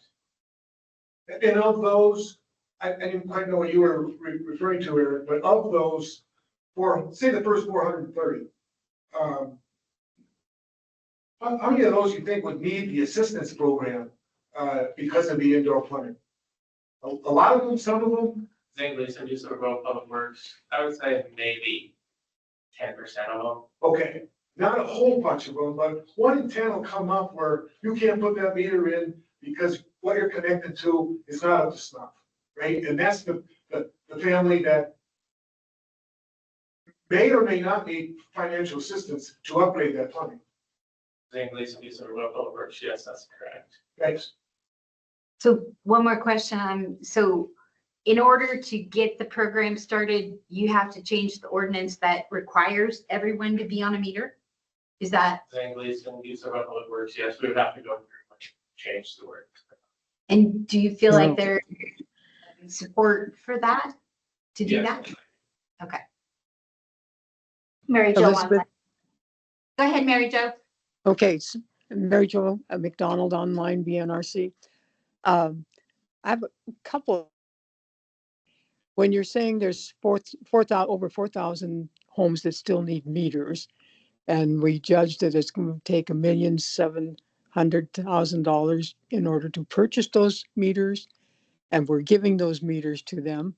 So is that correct? Yes, that's the numbers that B-Server provided, yes. Okay, then we're at the 2,500,000. And quite frankly, when you look down at the bottom, we're already in $3 million in the hole, almost $4 million in the hole. So obviously we cannot fund all of this from the BAO. That is correct, Mary Jo. The entire metering program that they proposed would be a little over, would be over $4 million, and there is not $4 million available in the BAO. Right. Okay, and I have one more point, please, and it has to do with an ordinance being put into effect where every building in the city of Butte has to be metered. I kind of have a problem with that. Minnesota Public Works, yes, we would have to pass an ordinance requiring all homeowners and businesses to have a water meter. Currently, any new construction, we do require to have a meter installed as it is, but we would still have to change the ordinance around that. Well, that would new construction I can understand, but I don't understand us saying to everybody in Butte, whether you choose to or not, you are going to have a meter. Yeah. Sean Frederickson, Public Parks and Recreation Director, sorry. So Sister Mary Jo, I don't think that we would necessarily pass an ordinance until we got to that point where we needed people to be on, it would be voluntary until we got to a point where we would have to pass the ordinance. We wouldn't pass the ordinance. We wouldn't, if you were if you allocated this money to us, we wouldn't go to council, try to pass an ordinance right now. We would wait until we got as many people, volunteers. Yes, there's going to be some people that are going to say, no, I do not want a meter. And at that point, when we needed those people to get onto the meter, we needed everyone to be on there, then we would pass that ordinance. So I think, in my view, that would be farther down the road after we really implement this program and see what happens. I would hope so. And the other problem I have with this is the 10-year rollout. I think that's absurd that we could not do it quicker than that. If you have to bring in some more people who are qualified to put meters in, do it. Let's get it done. Who's going to be around to monitor all these funds and where they are and what happened to them?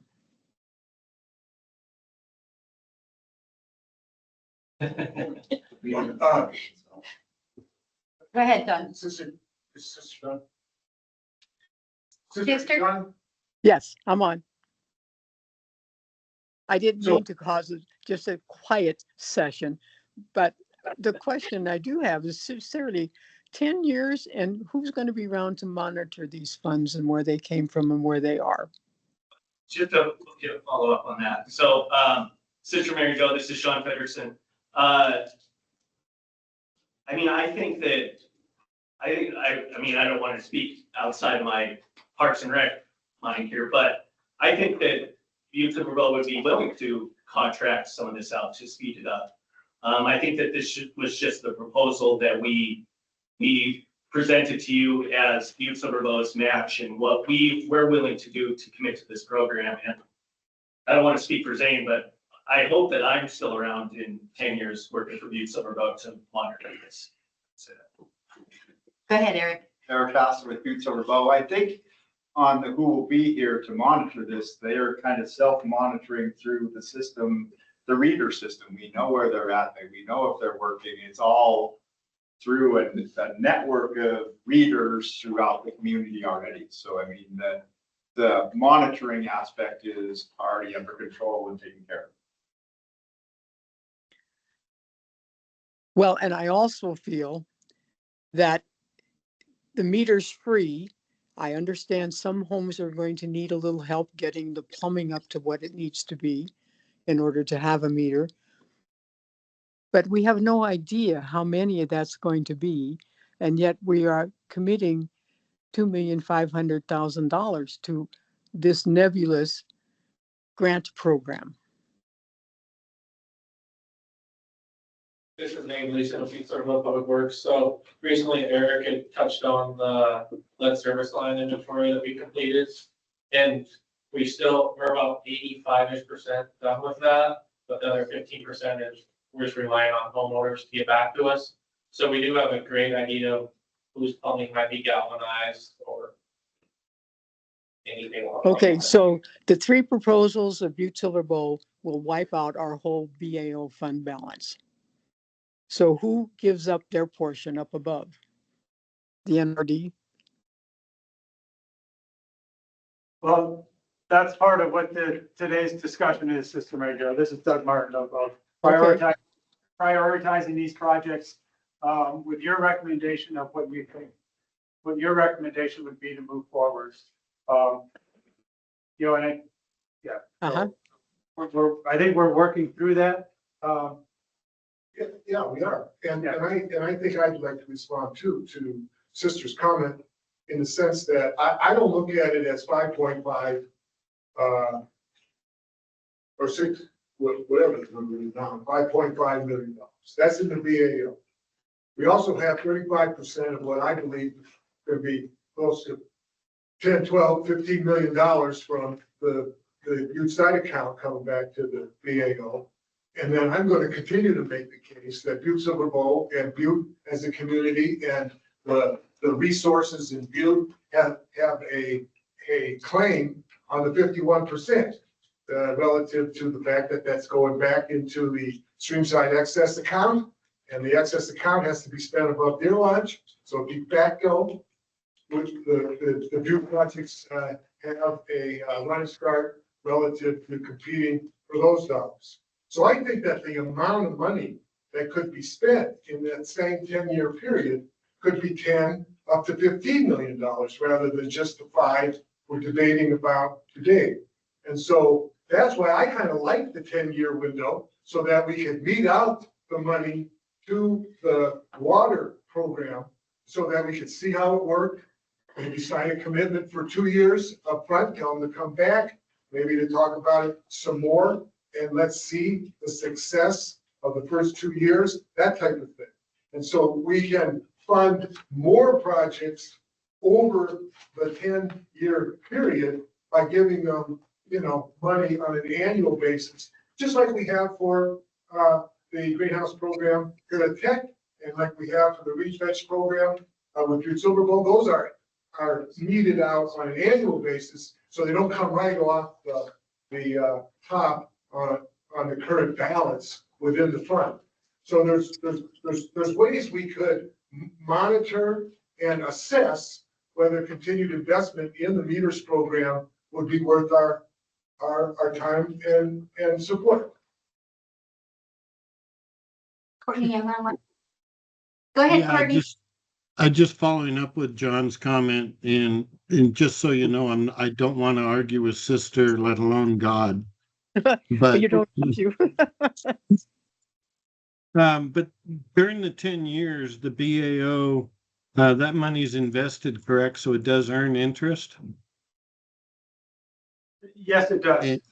And so over the 10 years, you're going to spend, let's say, $200,000 a year, but you're going to be getting interest on the balance.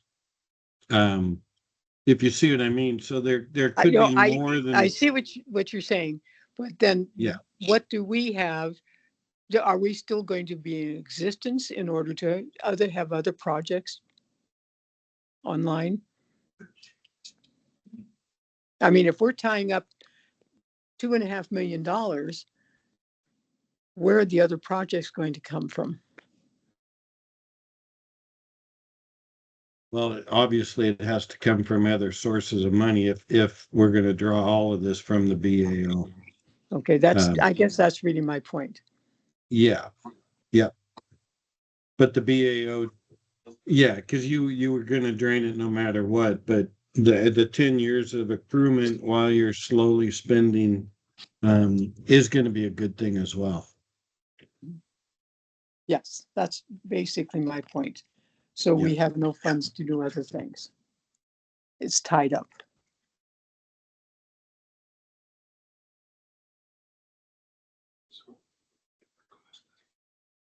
Are we still here? Yeah. Yes. Yeah. If I can make a recommendation, Elizabeth. Yeah. This is Doug Martin. I think this conversation needs to be had. I think it would be good to hear our criteria evaluation of all the projects and Yes. If there's a little discussion on each of those, and then we can actually get down to the table that we presented to you with, because what we're getting to is there are more projects than there is money. And different people have different thoughts on how that money should be spent and when it should be spent. So if we can talk about the projects quickly, and then we can get into then everybody can make an educated evaluation of what projects they would prioritize. That sound good? That sounds good. So the next project I am going to talk about is the Basin Creek Park project. This was proposed by the Butte Silver Bowl Recreation, or the Parks and Rec program. Thank you. They propose to implement improvements to their Basin Creek Park, which are just below the dam. The improvements include park replacement of damaged trees and installation of an irrigation system to the park. Vegetation, that's about $60,000. Work on the historic lodgepole pavilion, $150,000. Construct a new ADA pavilion, $283,000. And construct and install some ADA accessible parking lot and restrooms around $150,000. They would also like to do some interpretation. And they did include that design would be around $115,000. So from our evaluation, the development of a park is feasible. We have worked with Butte Silver Bow on doing this before. So when constructing and installing all these amenities is feasible. The expected cost and expected benefit we consider commensurate.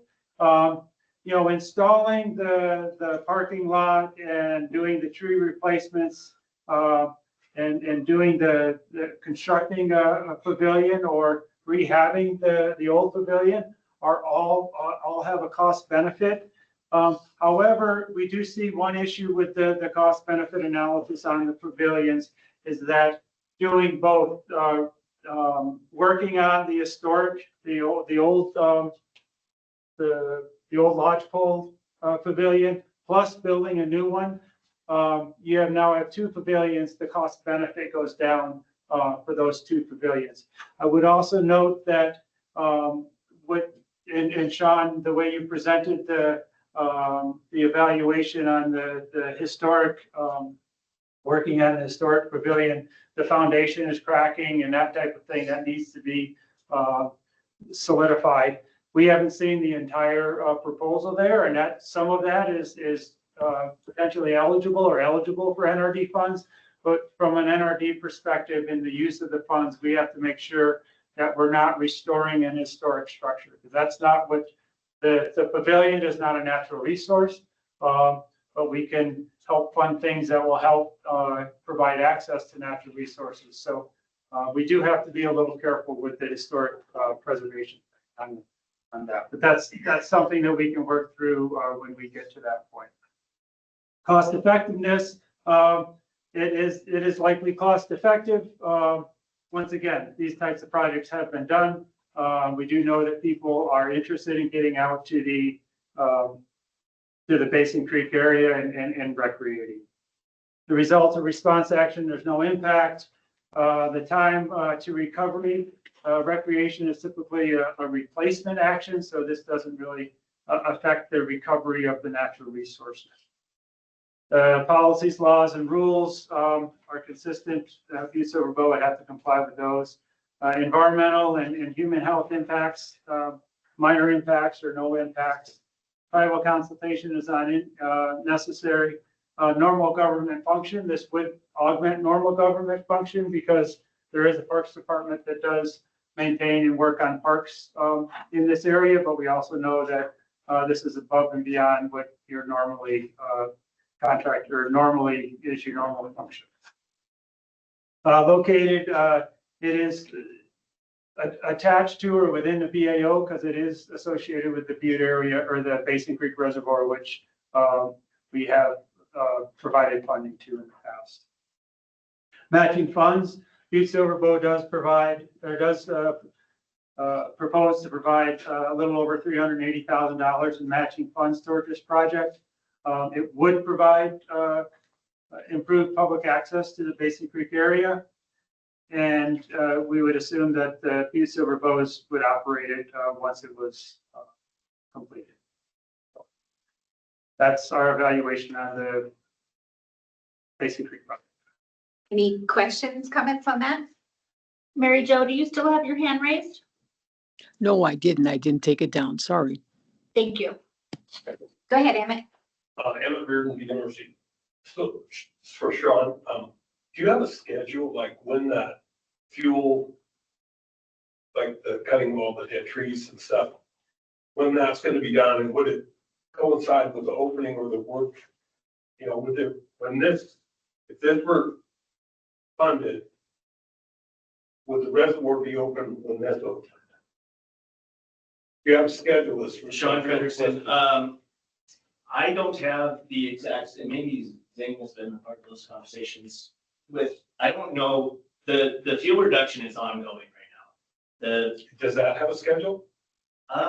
Zane Lisa, Butte Silver Bow Public Works, I believe that it's roughly at least 3 years out from being completed. Okay. And when would this get done?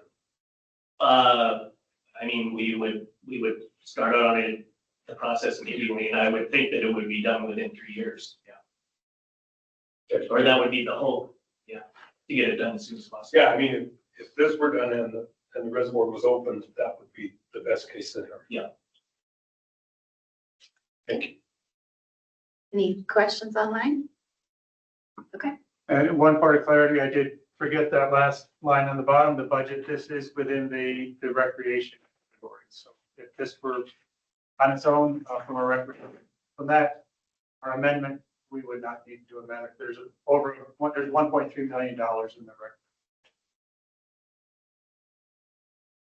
So I'm going back to the top and going to turn it over to Jim to go over our proposals on what we brought.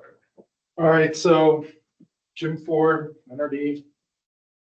I'm gonna go sort of through the same forms for the projects that we previously talked about. Right? Talked about them in October, some discussion about them at the last meeting. But maybe what I'm gonna go through them a little briefer. So that you stop me if there's something specific you want. So talking about the alluvial aquifer restoration project, obviously it's technically feasible. We pumped contaminated groundwater before. We think there's high benefits. I can't remember all these acronyms. I haven't seen this form before until this morning because this was back before my time. It was typically used, but Doug walked me through it. You know, like I said, it's costing us before, it was less than a penny a gallon to pump and dispose of that water. And typically for Superfund sites, pump and treat can cost anywhere from $5 to $12 a gallon. Because the treatment costs are so high. So it's high cost effectiveness. It decreases the contamination in the groundwater and also decreases the contamination that's flowing downhill towards the creeks. Some of that water goes in the subdrain and some of it goes somewhere else. But we have a bunch of data from the CMS showing that we have to get some permits. There's no adverse impacts. It's within the BAO boundaries. It's on Butte Silverbow land, so we'd have to get agreement with them. We'd also have to get agreement with Montana Resources. $2 million. This gets back to Jim, was an engineer's estimate based on that tech memo. Granted, it's a couple of years old. We reevaluated. It was 2.5. Actually, it's like 2.4. 2.5 now to 2. But there's a spectrum, like I said before, that you can do other things. That was the quick synopsis. All right. Any questions on that one? Go ahead. Eric with Butte Silverbow. Is there any remaining Eric funding that could implement this pumping project? Yeah, the remaining fund, that's part of what they're recommending spending tonight. So the remaining funding went back to the accounts that it came from. So it's no longer designated just strictly for the Eric. Yeah, that's right. That's the way restoration plan was made. And we look at this, there's a reason why we didn't label this, because we're capturing more than just the parrot. It's the alluvial aquifer up there. It's not necessarily, it's not a parrot project, because that might be covered under the CD. And this is not part of our original project. This is something new and different, right? Any other questions, John? You got it? Well, I guess this is for Doug. This is sort of a larger question. When we had the closeout of the Parrot project, the amount of money that was supposed to be left over was going to be $5 million. And then when in October, you said after a lot of closeout expenses had been accounted for, that number was closer to $2 million. Because we got 728 back in the BAO, and the groundwater money got, I believe, something like 300. 300. If you do the math, the 51% was worth about $1 million, $1,061,000. Does that sound about right? Yes, that's about right. I'd have to look that up, John. I don't. Okay, let's assume that's right. Now that money, that $1 million went, as I read it, went back to the Streamside Tailings Excess Fund. Yes, so this is Doug Martin. The dollars to the Upper Clark Fork went back to the Upper Clark Fork Restoration Fund as SST dollars, which are allocated upstream of the, of Deer Lodge. And per your request, John, those dollars in the amendment were allocated to projects. And so those dollars were allocated to the Greenway Service District and to restoration and to priority watersheds, the Warm Springs Creek watershed and the Browns Gulch watershed. Right. And so that $1 million As that went back now, and the several million, we hope, goes back when Blacktail is done, goes into the streamside tailing excess fund category, correct. which means it's spent above Deer Lodge. Correct. So wouldn't that be, I would assume, since that just went back in the fall, because that's when you finally could close it up period. Right. Wouldn't that be a great source of money for this project? Well, Doug just said it's already been allocated to other drainages. Right, including Silver Creek. So no, excuse me, John, it's Doug Martin. I think, John, what you're saying is with the Blacktail Creek money that comes back, the Butte Site Fund from Blacktail Creek, when that comes back to the SSC, that goes to this project, or the money from this previous allocation? The leftover money from the parent, John, right? I'm talking about when you announced to us that you brought in the parent project under budget, and it came in, I thought it was gonna be closer to 5, but it ended up with 2 million. Right. And so $1 million of that, 51%, was returned to the Silver Bow, to the Upper Clark Fork River Restoration Fund, streamside tailing excess account. Correct. And as such, under the 2012 Upper Clark Fork River Basin Restoration Plan, it has to be spent above Deer Lodge. Right. Well, You're saying for this is above Deer Lodge. yeah, why isn't this project instead of Browns Gulch and, No, not instead of. well, it's already been allocated. It's been allocated. In the 2023 revision to the Upper Clark Fork Plan, those funds were allocated to the Greenway Service District, to the Browns Gulch drainage and the Warm Springs Creek drainage.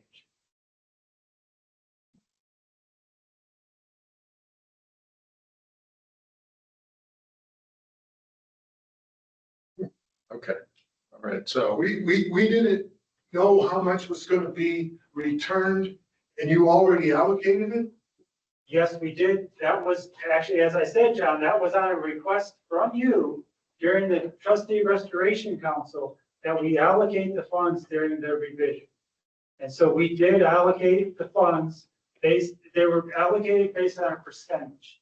We didn't know how much where that money was coming from or how much it was going to be. So it was allocated on a percentage. I thought in the 2023 or the 2024 It is actually signed in 2024, yes. amendments, you were allocating during those discussions the interest money that had been earned on the Upper Clark Fork River Basin Aquatic and Terrestrial Program over the 4 years since you previously allocated. We did. We allocated the interest and the funding that was coming back, that was proposed to come back from the parent fund. Well, it would have been nice to have been able to use it for this project. yeah, well, got a lot of projects and not enough money, but I will say, just to clarify, we have withheld $500,000 because we still have to work out a long-term O&M plan with Butte Silver Bow for the ET cover areas of the project. Now, ET cover areas look really good, and Robert's done more revegetation. They're gonna look even better for some of that area. So we don't expect to need all that, but we gotta work out that plan. So we sort of set aside that 500,000 until we can address that commitment to Butte Silver Bow. And then whatever is remaining from there, if there's remaining money, that will go back again proportionally. So getting back to what we're calling the BAO Alluvial Aquifer Restoration Project. Any other questions about that? Sorry. I have a question. You good? Go ahead. Mark R, Citizen View. So where does this surface? Like, where does this happen in View?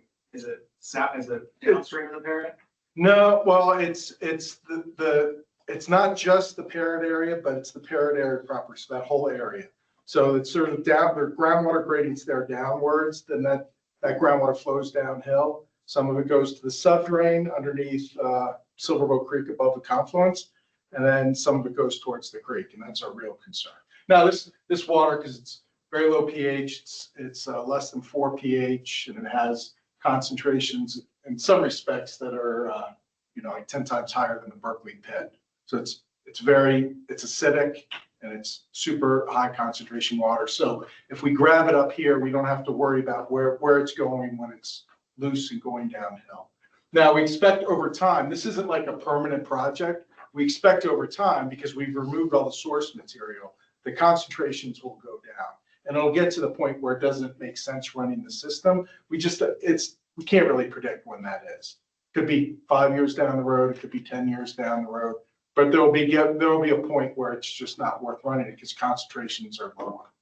So this is really just sort of to kickstart the residual groundwater contamination that's there. And I know some people argue like, well, you could have just done this from the start and left all the waste in place and just done the groundwater capture. And they do that with surface sites. They do it, but that's pumping and treating forever.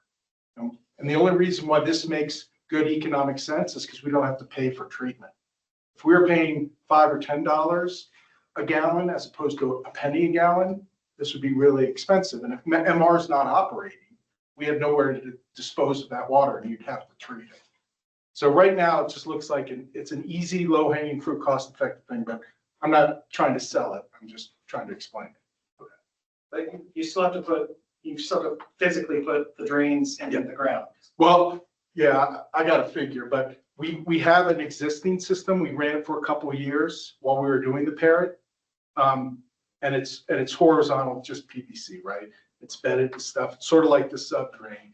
And if we were doing something less than the $2 million version, say $1.5 million version, we'd have a couple wells augmenting that, and that's how we'd capture the water. Now, with some water in the site, probably we couldn't fully capture it, but we could still get a lot of highly contaminated.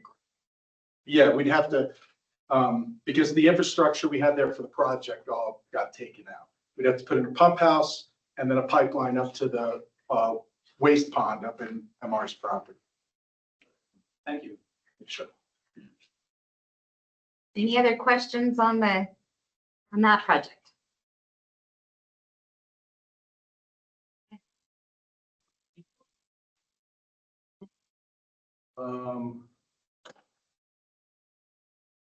Okay, Blacktail Creek Restoration Project. So this is the project that's being funded out of the Clark Fork accounts. It encompasses two components up at the Butte Country Club, and then upstream of that on a Butte Silverbow sewer line. We combined two separate projects into one because it was a lot cheaper to permit, to go through the Army Corps of Engineers modeling and stuff, because we had to do similar stuff. So we have one project.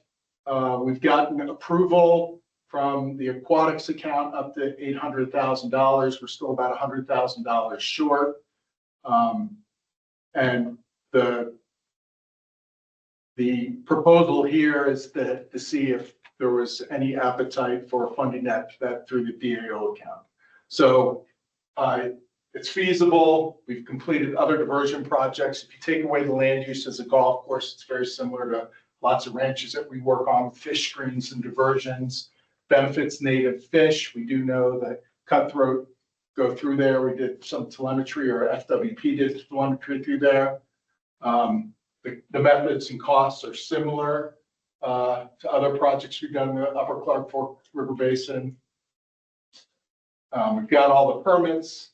We've got 2 of the 3 access agreements. There's some, we're working in a creek. It's a winter project. We'd be constructing it during the winter, but there would be some short-term impacts. We consulted with the tribes. It's a priority stream. FWP many years ago identified these as priority projects.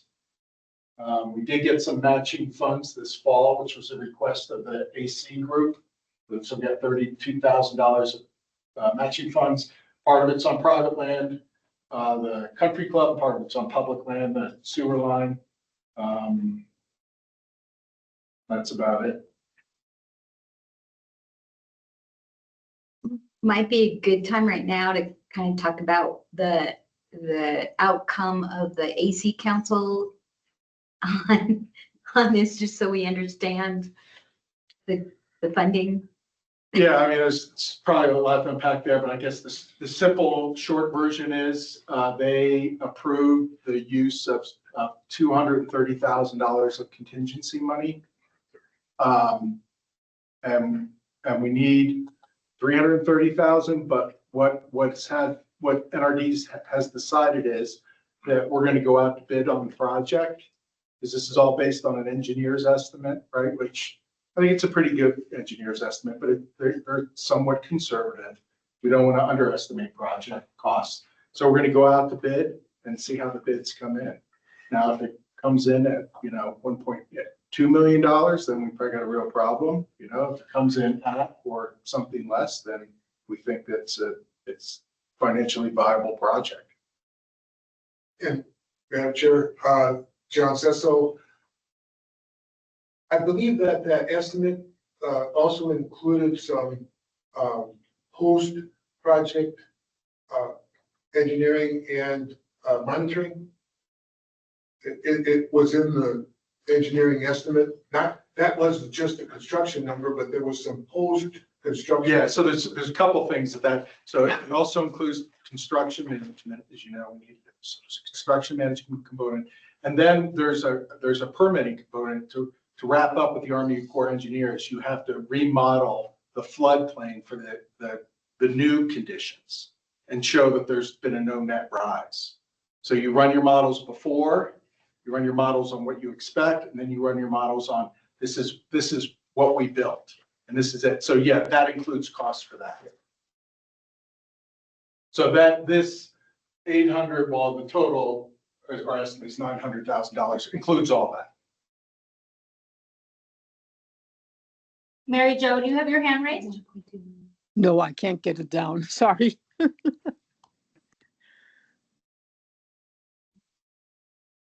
All right. Any other questions?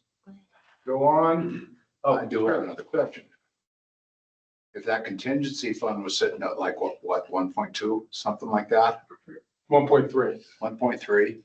Why can't they come up with another $100,000 instead of picking our pocket for $100,000? Why can't they just take it out of that fund? I mean, I'm sorry, but we have to look at how much money we have left BNRC to suggest it's allocated to all these projects. And that's, anyhow, I just had to make that comment. So. You're making those comments. Yeah. That's. I just want to set up as like a cage match and sell tickets. Race. Everybody actually had it.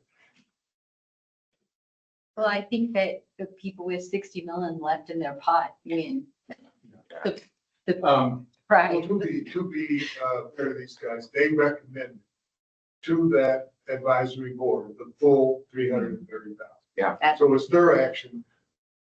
Yeah, it wasn't ours. I know. I was pleased to see that these guys recommended that the full 330 come out of that contingency fund. Yeah. And we'll go out to bid and we'll see what the actual numbers come out. That's good. And there are additional matching funds that we are also looking at. That's right. Other places.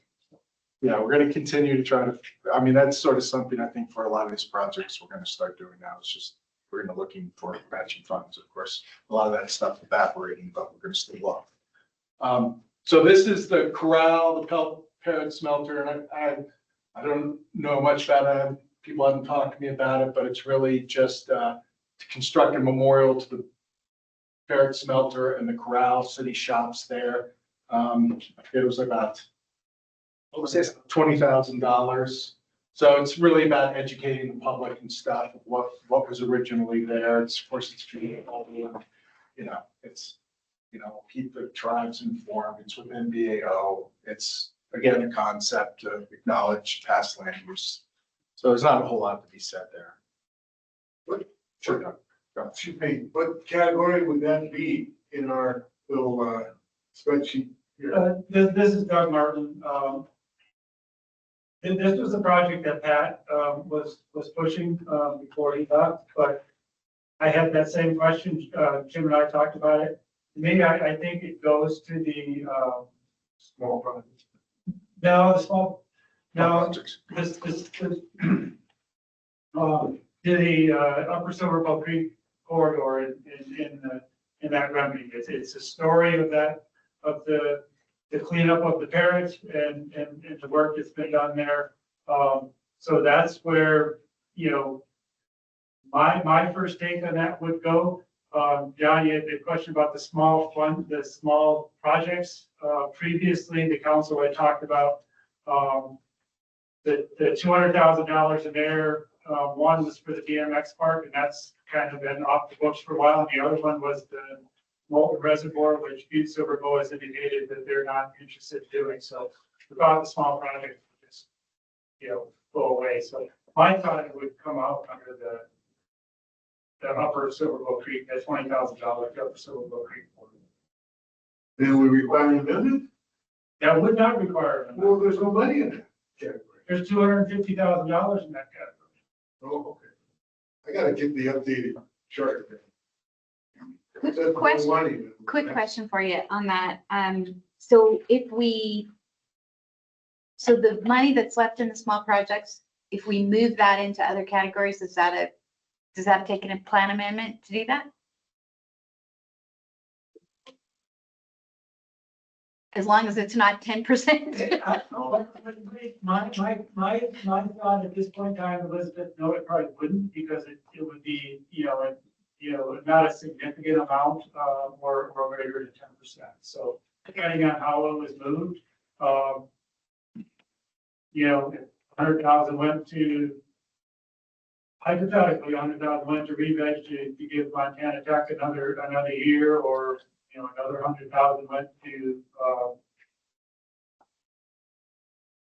mine waste to do something there.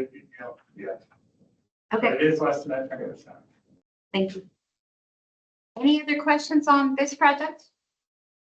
Anything online? Nope. So I think those are all the projects that you're considering. I don't think we did the Blacktail Creek contamination investigation. Oh, yes. You must have. Oh, one more. There it is. There it is. Oh, sorry, good. I thought it was a little short. Thank you. You're not that easy, Jim. Okay, so Blacktail Creek contamination investigation. Again, this was, an estimated 250,000. Again, this is somewhat similar. I guess it's different, but it's sort of a continuum. This would be to quantify the nature and extent of contamination, not in BIPSU, so upstream of BIPSU. So which BIPSU boundaries, basically Lexington Avenue, we're about within like 20 yards of Lexington Avenue. So this is to investigate from there up to where maybe the Bell smelter is, that section of creek. So looking at things like we did before, in-stream sediments, in-stream sediment, pore water, floodplain sediments, surface water, looking at all the various media and quantifying the nature and extent of contamination. Without getting into all the details, EPA's done a risk assessment for that section of creek and has determined that the contaminated surface water, contaminated stormwater in there is naturally occurring in background. So on one side of Lexington Avenue, the stormwater and surface water problems are circular related. On the other side, they're not. So it's not unlike what we did before in Diggings East, Blacktail Creek, BRW, Northside Tailings. There's really not a lot of data there. We had some data points from when we did some of that work back in 2015, but that was supposed to be our up gradient sample control samples. when we were looking at like Blacktail Creek where the project is going now. That's really the only data up there. There is some good surface water data. We know there's lots of surface water exceedances, pretty much all spring runoff is an exceedance. But we don't know like the floodplain soils, the condition of that, or the in-stream sediments. Or, you know, there's some old surface roads that used to cut across there that look like, if you look at them, they look like mineways there. They are mineways, but they sort of look like it. So this is to do, collect some of that data. So if it doesn't look like background, and it doesn't look like it's background, because there are stormwater discharges in this reach, that hopefully EPA would reevaluate their determinations in that risk assessment. So it's adjacent to BAO. We don't have any access agreements. I don't think there would be any permits, but it is probably Butte Silverbow's land. You know, it's fairly, depending on what the dollar amount is, I think there's high upside to it. I mean, there certainly was with all those other activities. All those other areas were included in the CD based on the data that was collected. So is there any other investigations that are going to happen in this area? No, because it's background. Because it's, and there's, No, I mean, I don't know of anything. I mean, the state, you know, it's outside of BIPSU. So is it West Side Soils? It's part of West Side Soils. So West Side Soils isn't really just the west of town. It's also the east and south of town. Yeah, so we've written comment letters. We've got them up on the website, on their risk assessment, on requesting that they collect data and stuff. And we didn't, you know, we haven't ever gotten any responses. A lot of their focus has been on, you know, back behind Tech here, and the piles you can see on the west side of town that all sort of eventually drain down into Silverbow Creek. So that's understandable. Those waste piles need to be set, but there is a surface water problem in Blacktail Creek because that was the basis for the state waiving their surface water standards in the CD, because the water coming into the operable unit was already over the standards. So you couldn't hold BP responsible to make standards if the water they're already receiving is over the standards. Madam Chair, can I, so Sean Frederickson, Parks and Recreation Director. It says up there through Father Sheehan Park. It wouldn't actually be going through the park, correct? Not in the park. This is the creek corridor. Yeah. Maybe the floodplain. I don't know if but it's not going. There wouldn't be sampling like in the park. Okay, and just so this body knows, Butte Silverbow is currently sampling stormwater in Father Sheehan Park. We received a $75,000 grant from BNRC, and with the help of WET, with contracted out with WET, we put in, I think, 11 wells within the park, and that's currently being analyzed right now. The wells were just installed. So you got wells and stormwater going there? Through the park? Yes. Yeah. Oh, well, see, excellent. So part of the concept here is that we could use, there's some pretty simple modeling techniques we could use that can pretty quickly determine like what is background and what is not. And so it's to compile all these sorts of data sources into one tool and say, what do we look, you know, what does it look like here? So that's great that you guys are getting additional data. And I know that we won't get the results. You guys know more about this than I do. We're not going to get the results for, you know, another year. Yeah, of course. Well, everything's super fun. We talk in like decades. It's slow. So, but there is, I do know that like BP continues to monitor. There's a big outfall right there. What's the road that exit to the highway there? What is that called? Harrison? Yeah, Oregon. Yeah, Harrison. And there's a big outfall right there into the creek. And I know they're continuing to monitor that because it's problematic. So we'll incorporate that data that they're collecting. So again, this is not unlike what we did on other parts of the creek further down the system. Any questions on this project? Anything online? No. All right, that's it. Thank you. Yeah.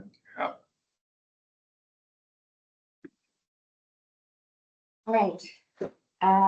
Any other questions from the council on any of these projects or anything else, any other information you'd like before we talk about the action item?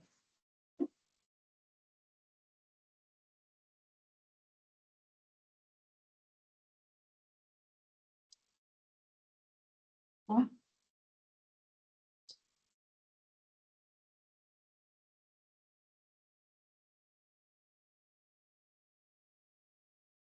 All right, would somebody like to make a motion on our action item? Whether to amend or not amend the BAO restoration plan is the action item in front of us right now.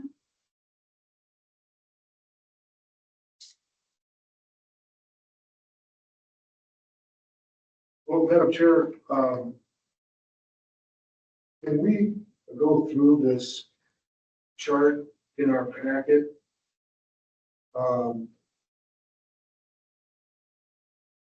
The BAO committed costs before we entertain a motion. Absolutely. So, Doug, I guess you're the person I'm talking to. It says here that these are committed costs. So you as the director have committed $100,000 a year of your staff time to deal with this CD, as you call it, review materials, attend meetings, assess liability, coordinate PC remediation with BQ, generate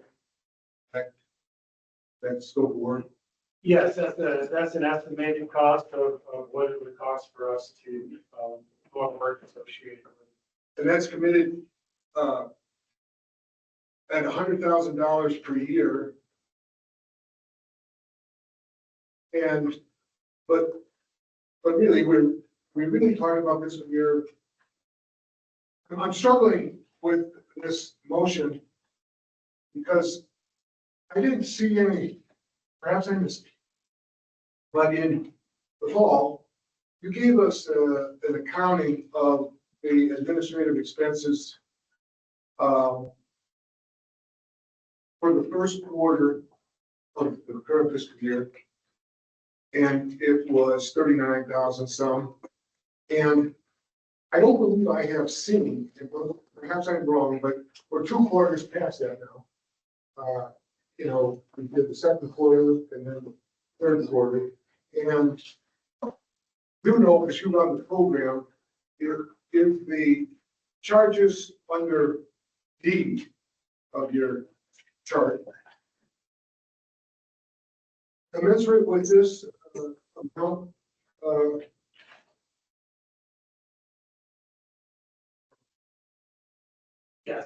Yes. So we gave you an updated version of our administrative cost in April.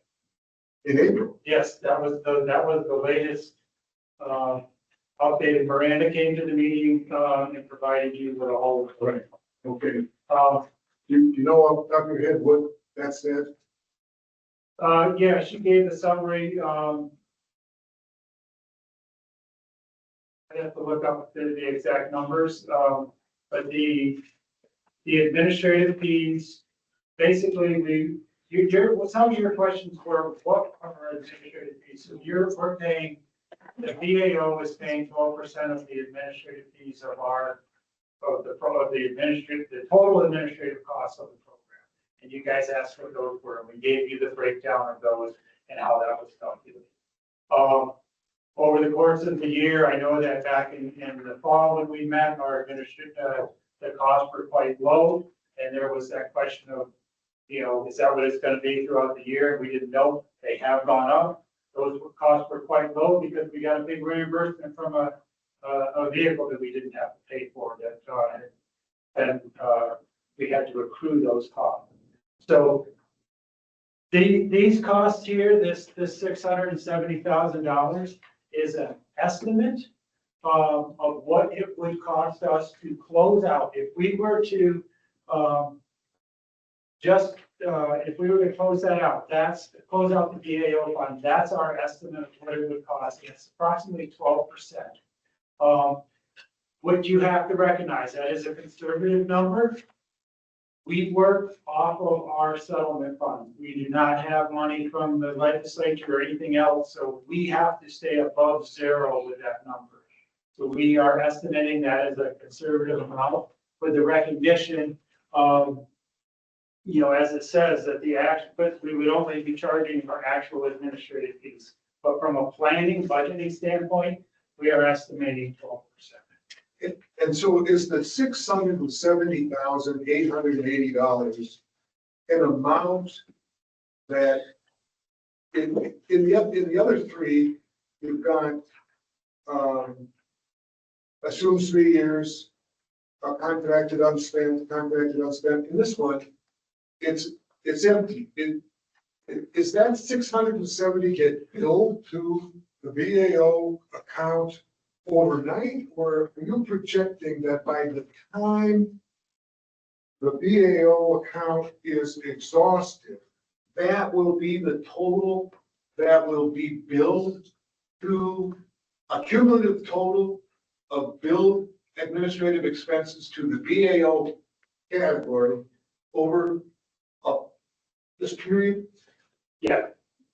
So that based on the $5.6 million, you are correct, John. Yes, that is our estimate. So what this is here is that we're saying that we would, do this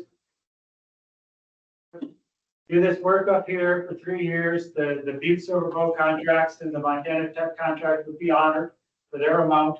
But there would still be money in the BAO fund. We would still be responsible for managing that for the period of time. And then there would be a certain period of time, the Blacktail Creek money would come back, but we still need to manage that fund.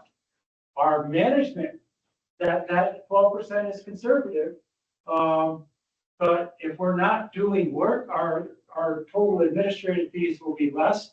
But as the administrator, I am not going to estimate that those fees are only going to be 5%, because if they have to be 6% and we're below that, we can't go to zero. We can't go below zero. We have no funds to go below zero. So we are estimating high, being conservative on it, with the recognition that we will only be charging the BAO fund the actual percentage of administrative fees that need to be charged. And once again, that 12% number is post-accrual number. So in fiscal year 25 that we're in, at some point, Miranda's going to add up all of the administrative and overhead expenses that you have incurred as a program, totally, and then allocated to the various pots of money that you have. And that 12% number that was derived from fiscal year 24 for fiscal year 25, tell me again, the 12% was based on what? How much money we still had in the BAO account compared to how much the total was in all your accounts? No, it was based on our expenditures from the previous year. Most of it, and that includes staff time, depending, but there were some, we make adjustments to that, and most of it's based on staff time. The past year's expenditure, not based on the $5.6 million that's in the BAO. It's based on our previous year's expenditures. And then you carry that percentage forward to the next fiscal year to see how it comes out, and then figure it out for this year. So right now, we're in fiscal year 26. We're basing our administrative work allocation on fiscal year 25. Next year, we're basing it on this year. Okay. And so, but the 300,000 in column or row A is separate. That is. That And is, so you have to explain to me if the 12% it's somehow you were saying that, you keep track of everything that was spent related to the BAO, and that derives the 12% number. How is it that a CAS scuba sign in row A is not those are that projection? I know it's just a projection on how much you might spend on CDO type. How is that not then in your general projection of row D? because row D does not account for our personnel time. That accounts for our administrative fees, our rent, our vehicle, computers, Okay, our so- phones. And so that's projected, and Miranda is not available tonight. Yes. And this is and I was afraid we were gonna go down this road. This 12% is the long-term average that we have charged to projects. It does not necessarily meet up with the 12% that we presented you of how BAO is funded. So Miranda is estimating that our administrative fees are going to be about approximately 12% on a conservative basis. It But is, that's just, I mean, to interrupt, but just so I'm clear, that's really just for your overhead expense. yes, that the administrative It's fees the overhead. for the lights, for the fund. Lights and Yes. and the rent on wherever you are, and the personnel person who doesn't build the specific project, et cetera. Right. Right, and so that's just the world you're in, the 12%, you have to build those overhead expenses somewhere. So you use I'm still not sure how you derive the 12% for BAO. For example, when I looked at that chart and I saw Anaconda Regional, Anaconda Uplands as another of your pots, right? Well, there's more money in the Anaconda Uplands than there is in BAO.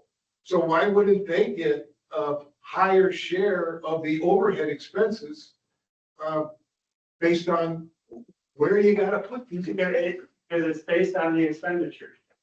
Not balance on And expenditures. expenditures. And in the next few years, we have just finished the amendment for the Anaconda restoration plan. They will be spending more money. We will be spending more time there. Ray's here, he's implementing that. Those fees will go up in Anaconda. So we're likely to see in the fourth quarter of fiscal year 25, a dip in our administrative expenses for fiscal year 2025 because Pat left. Because yes, there's less. I mean, there would be reduction in at least his salary. And if you were to approve and recommend just to move forward with just this, not doing projects.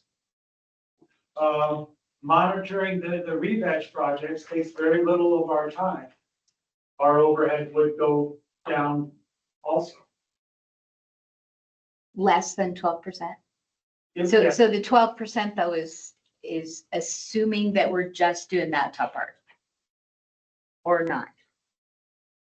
This is getting in, we're looking at Yeah. two different administrative fees here, and as I said, Miranda's not here, but the administrative fees that we would be charging BAO from our overall thing would go down. Right now, it's 12%. I would suspect if we were to do this and we were to just monitor the Reveg programs, we don't spend a lot of time. We spend some time working with Eric and Robert, but it's not as much of time as we spend, implementing projects. For instance, if we were to do the para dewatering or the BAO dewatering or the investigation, we would have more boots on the ground. We'd have more investment on staff time. So our percentage would be, I don't know if it would go up, but it would be much less than it would be as if we were just to hit pause, as some people have said.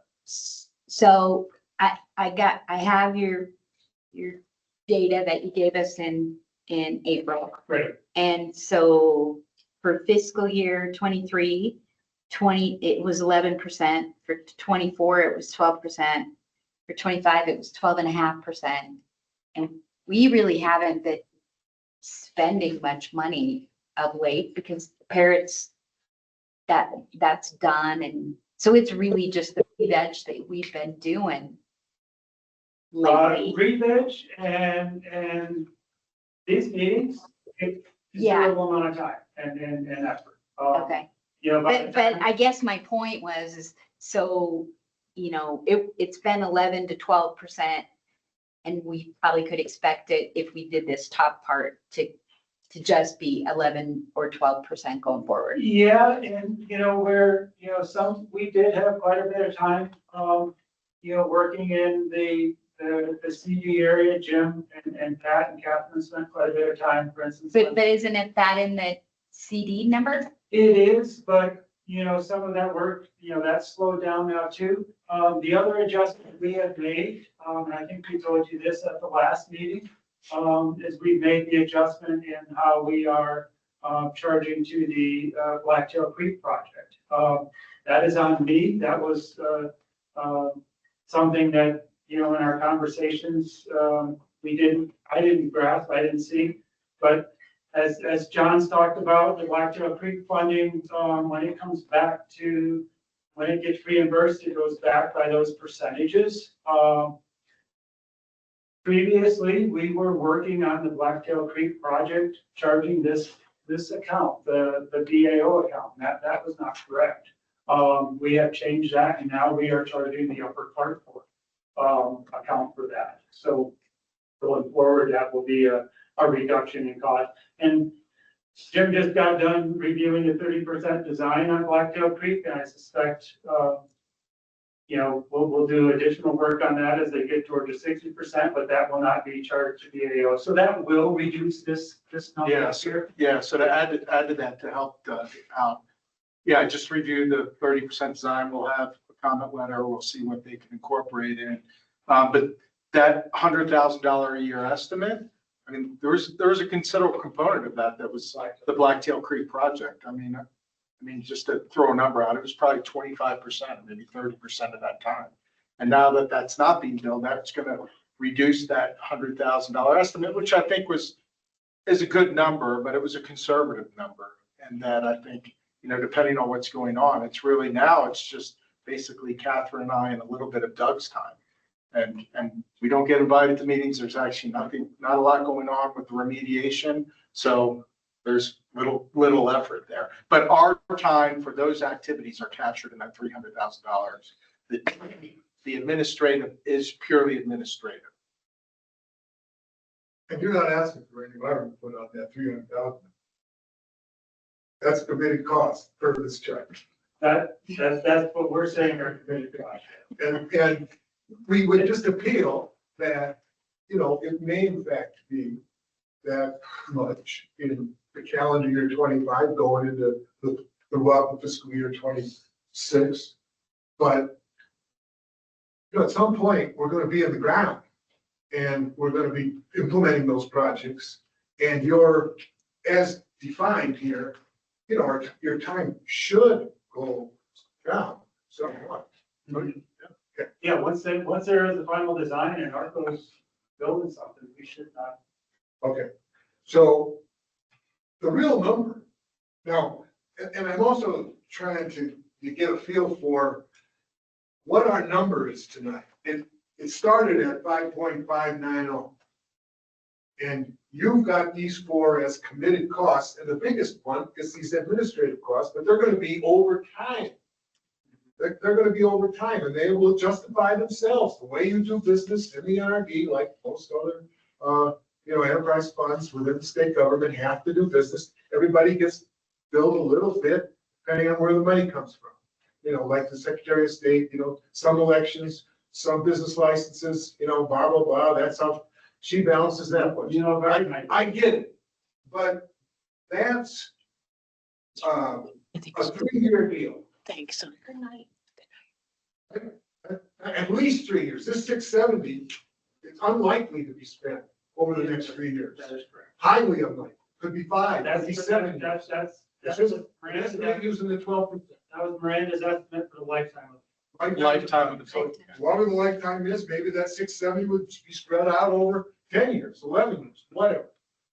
No debating. You're not gonna tolerate a motion to reduce it. Your office is right next to mine. I gotta work. Yeah, well, no, I'm just saying, Madam Chair, there's no motion to be made to reduce that number. No, Okay, so we gotta start now with the $3.8 million. Yeah. And I would say, well, I guess since we have Butte Silver Bow in the room too, we could ask the question on, because I think a similar thing could be said for the Butte 3 program. That 411,000 is not going to be spent over the next 3 years, like some of the rest of this is. Would that be a correct statement? I think it would be a safe assumption, just due to the previous discussions with IRUR work and the pace that they'll come at. Okay, and so I guess then the other piece of it, I think if I remember right, you guys said that was getting billed at like roughly 30 to 40,000 a year. Is that right? Yes, it's in our memo. I think had it estimated the last few years, it was more around in the 30,000 a year. So do you $30,000. feel like that's going to be the spend rate for maybe the next decade or like, I don't know. Decade. Well, I mean, there's 400,000, left there. So- I'd say safely over the next 5 years. Okay, okay. And then, Safely over the next 5 years. the full 411, No, at the pace we've the been. pay rate of Yeah. 3 to 40,000. yeah. Okay. And then there's some contracted money there too, that's part of the uncommitted number, right? The Yes, 3.8. Yes, yes. Okay, I just want to make sure It previously, and when we presented this before, we actually put the Reveg stuff in the below category. Further discussion was, we had these two under contract, or up here, we had those under contract, and, we have to honor those contracts. That's something that we can, if Butte Silver Bow wants to back out of that contract or modify that contract, that's fine, but it's hard. Or we can work with them to modify it. We do think that's why we have those in there. So the other one, just to correct our table, we had you had adjusted some of the projects below the line that on this spreadsheet say we need a plan amendment, that now we think maybe don't need a plan amendment? Yeah, that is correct. The ones we sent out, this is updated with. That one's updated? Yeah, this is updated with the current amounts. To the current amounts and also the amendments, of whether we need to do amendments based on the dollar amount that's here. Right. So really, the ones that need amendment are the alluvial aquifer one. Oh, thank you. Yeah, we have. There it is. That's much better. Those are little tiny. Elizabeth, Uh-huh. can I ask a question about the Yes. You had mentioned for the Reveg Tech that their contract goes to 28. Correct. And there's 400,000 committed but not contracted. No, the money that's. 400,000 allocated but not contracted. That's for Butte Silver Bow. Is that in the chart somewhere? Is that? That shows up in this number, there's uncommitted dollars. Okay, that was my point. The only thing we've committed to for Butte Silver Bow is the contract. We need it. So really then, looking at this, the projects that will require a plan amendment at the numbers that you have up there are just the alluvial aquifer, the alluvial aquifer, the The $20,000 one doesn't need a plan amendment. That does it? probably, yeah, in retrospect, it does. Yeah, All right, we come around. okay. You got the new chart in front of you? I do. Yeah, Okay. yeah. And the water meters. Those are the other two. Yes, yeah, these are go water. Okay. Okay. Now, even if we, Madam Chair, Mhm. even if we were to suggest that we would move forward with the meters, but at a lower cost, like 2 years, Mm-hmm.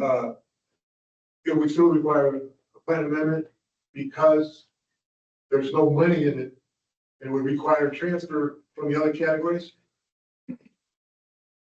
Under the 10% rule with the 10 million and say we spent $1,999,000, it wouldn't need a plan amendment, but because there's no, as far as I understand it, there's no money in There is no money in that. in the groundwater municipal There's water system, it would require a plan amendment. My sheet, was that a version? The fuzzy language about the restoration plan amendment process. Maybe transfer from one category to another, without triggering a significant substantial change to the plan for the purposes of this paragraph, the cumulative amount in the other category, as long as it's not greater than 10%. A significant change, if we were to, or if you guys were to recommend moving $990,000 to meters, I would recommend and propose that we would take that out for public comment as an amendment. That is a significant amount of money that is moving from one category to another and should probably receive. And I know that my communications with the governor's office, when it's that amount of money, they would like to also have, let's say, Public comment. yeah. What was your number that you said for the 2 years? 400? So should we talk about maybe how we have the spreadsheet set up? Yeah, just one quick thing. So Bill just did Some, yeah, pencil calculations on if we were to look at 2 years worth of, excuse me, for the water meters and then the grant program and stuff. Looking at 2 years there, we're looking at about, and this didn't take into the rate change and what Jim had to say in. But my figure here is somewhere around $413,000 for 2 years. So would be, instead of trying to look at so something. is that a plan amendment? I guess is my question. Full project, buddy. Well, Yeah. so I guess what I would suggest that we do is, let's look at that. Let's not do each individual one because Yeah. if we have to do a plan amendment, we might as well put everything together and put it out there. Correct. So, let's look at, what do you want to do in the upper Silver Creek corridor? There might be an amendment there regardless. So I guess I would propose that. So maybe Jim, do you want to talk about the table there and what you've put together? Yeah, it's Yeah. pretty simple. I mean, I think you guys can see it. So here's the project. Here's the estimated dollars we had before. Those can all change. So I've got this is a live table, right? So I could just plug in whatever and we can tell where we're at, right? Because right now we're at $3.6 million a poll. So if you want to do it all, we can't do it all, right? Here going into the green is your guys' criteria, right? That you need to consider. Now, we're not gonna like make everybody score every project for every criteria, because we'd be here in the forum. But just taking these into consideration. So our thought was that you guys could score these, and the score up there is, this is low score is the highest priority, 7 is the low priority. Score these, we populate them, get a total score, the lowest score is the highest ranking, and then rank the projects. And then you guys can decide how many of the projects you want to fund and at what levels, right? Knowing that we can't go in the hole, and maybe you just want to do one thing and stop. Maybe you want to do 2 things, whatever it is, whatever it is. But you guys on your individual sheets score these, and then I'll just plug them in there, and then we'll see how things shake out. And then I think got a hold of the folks that are online, and they're gonna call you, right? To give you Yes, this course. online, you got my telephone I did. information. Okay, Yes. and Courtney as well? Well, I'm in Peru, so that'll be difficult. Okay, so however best you would like to communicate that. So it's 9 o'clock. I'm gonna propose, what if we, the council takes these back, everybody takes a look at them, we score them, we come back and we do, I hate to say it, but I think we need to do another meeting and talk about ranking them and what we want to do here, because you guys. I would like that. Okay. That, Madam Chair, I have a question. I'm confused on the comments that have been made that we don't have the 2.5 million when I'm looking at cell I or F27 that it says we have 5.59 million. So earlier we were talking about how much we could afford in the BOA and BAO, sorry. But that number says we have the funds. I just want to alleviate some confusion here, particularly on my part. So I think he's talking about. So Courtney, if you look at line 26, that's the It's the sum total of all those projects. and the committed cost from the above lines. Yes, but there is 5.59 million in the BAO. Yes. And therefore, if we did not do any of the other projects except for what we're committed to, we could do the meters. And comments were made that there's not enough money in to do the meters. So I think the comment was made, Courtney, this is Doug Martin, the comment was made is that you could do, you couldn't do both the meters and the metering program that you Silver both provide or proposed, because that is a total of $5.9 million. No, that's not right. No, it's for. It's 4.2. 4.2. Yeah. Well, with the committed basis. Oh, with the committed, okay. Yeah, so committed, those two is about $6 million. Yeah. So can you show the committed projects? Because I don't see them being, so that's almost $1 million, right? A little over the committed. 1.7 million. We're not committed to the NRDP, or are we? To our administrative costs, you are in the restoration. It's over time. But the restoration plan gets to those costs. We've got to put those committed costs in context, because the interest earned on these monies is going to accrue to the account while those annual expenses are being spent. Yeah. So it's not logical to rule out 1.7 of the available 5.6 out of hand, because the 5.6 does not account for the interest that'll accrue over those same several years that you're charging administrative expenses to the account. Like last year, or in 2020, you spent so much on the administrative account, but we earned on the $6-7 million almost as much. Yeah, John, you're correct. I mean, if we knew what that timeline looks like, so this assumes like everything gets spent tonight. Right.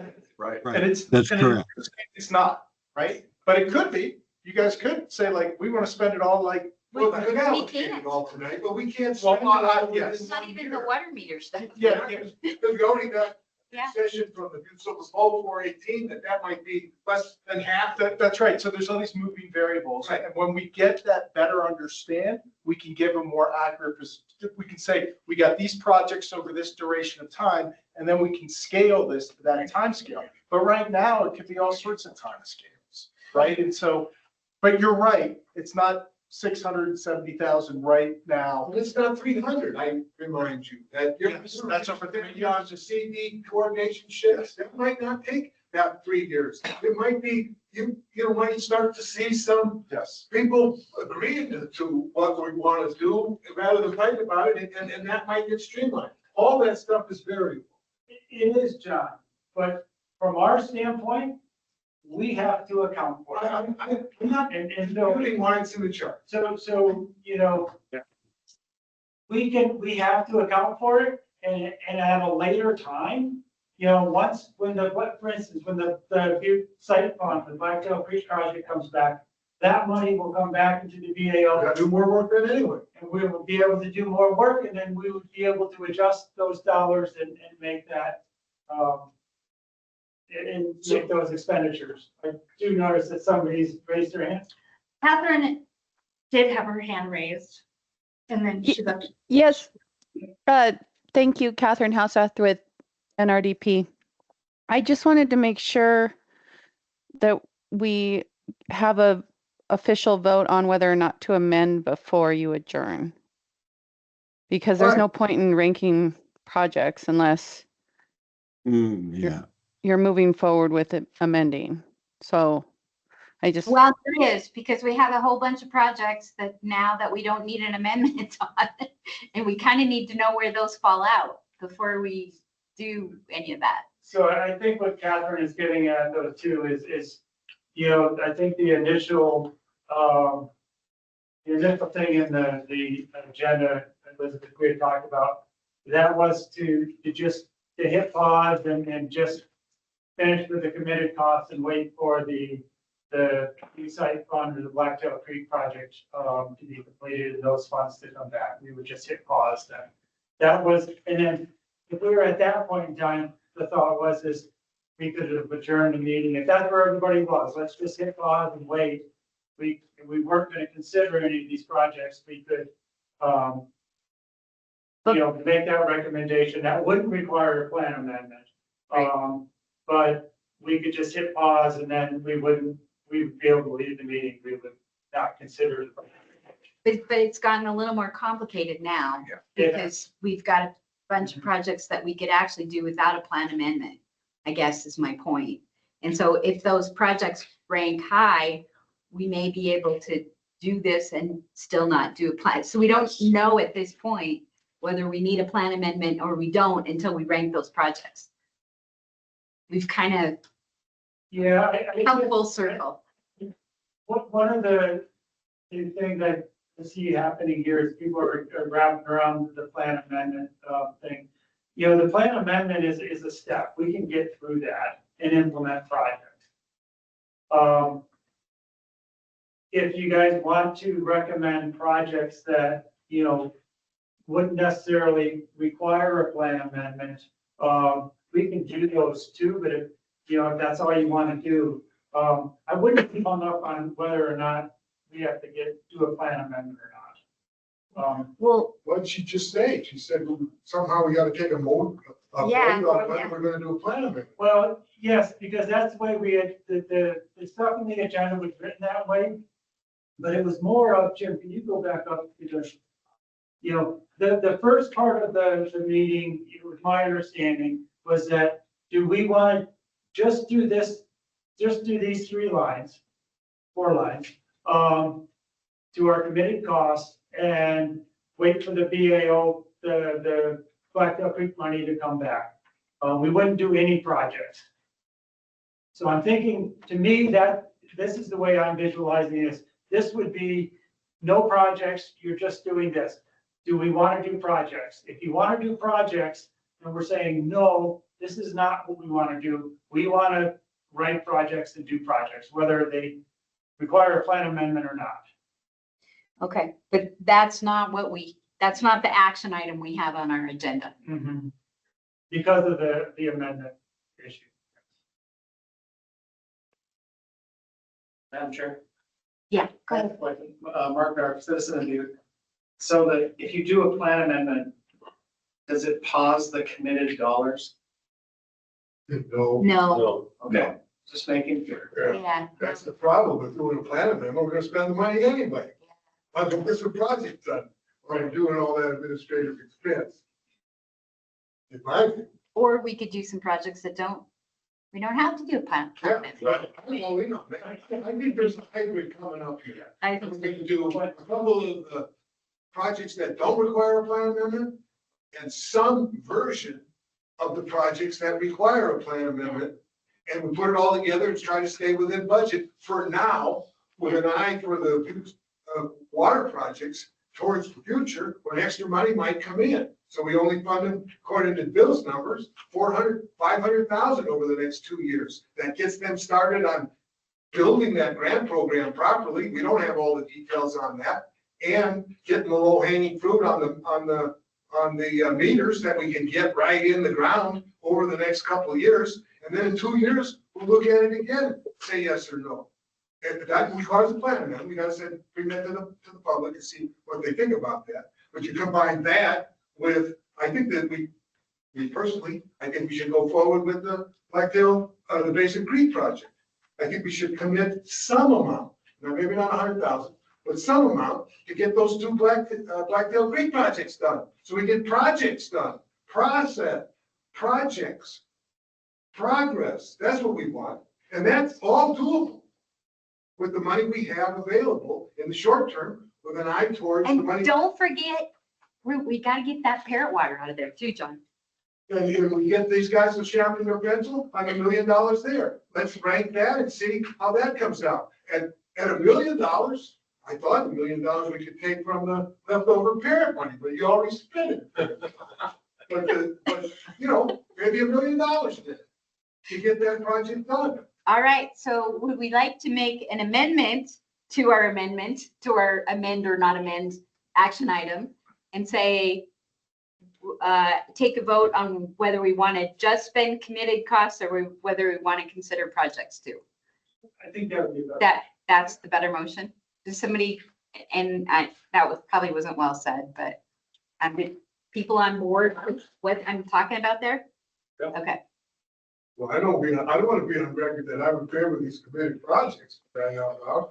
I object to the amount of money, but I understand the reality. So, I'm in favor of funding. Well, I would move that the BNRC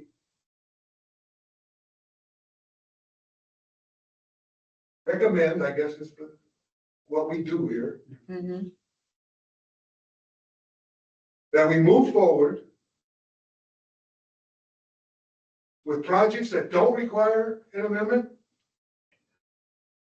and rank the projects that require an amendment and meet within the next 30 days to finalize the list based on ranking these projects and then reviewing our ranks together and prioritizing what should come first, second, third, fourth, fifth, whatever. I don't know. I don't know how much detail you want in the motion, but I think. I think the motion just has to be, do we want to just stick with the pause with the committed, or do we want to move forward with some projects? And then then we could do on the next meeting, we figure out if we want to do additional projects, what those are. We rank them and figure out what they are. That's. I would like another meeting. I would like to know a couple of questions, and I got some comments. What interest rate do we use annually? Is it 4%, 5%? So what I'm after is we've got $5.59 million that can accrue interest over 10 years. We've got projects that are done in 3 years. We got a potential project at 2.5 million over 10 years. And we need to sit down with the spreadsheet that allows us to calculate how much interest we will gain and what our expenses are each year, and then deduct, but also add in the interest. And we can, if we just go with the solid straight numbers and not consider interest, we're going to run out of money. But there's potential if we budget right and have the right estimated interest, we can cover a lot more. I mean, I'm looking at, if we do $2.5 million over 10 years, but the first year we only spend, each year we only spend 250,000. That money will actually last 12 years. And so at the end of 10 years, you're still left with $500,000.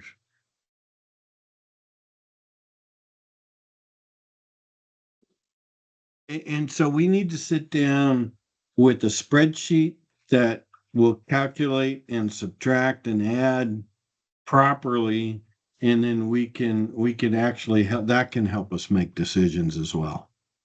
And that's next meeting. I think for this meeting. That's the next meeting, yes. And then we can rank at that point. We just need a motion on whether we're going to do additional projects or not.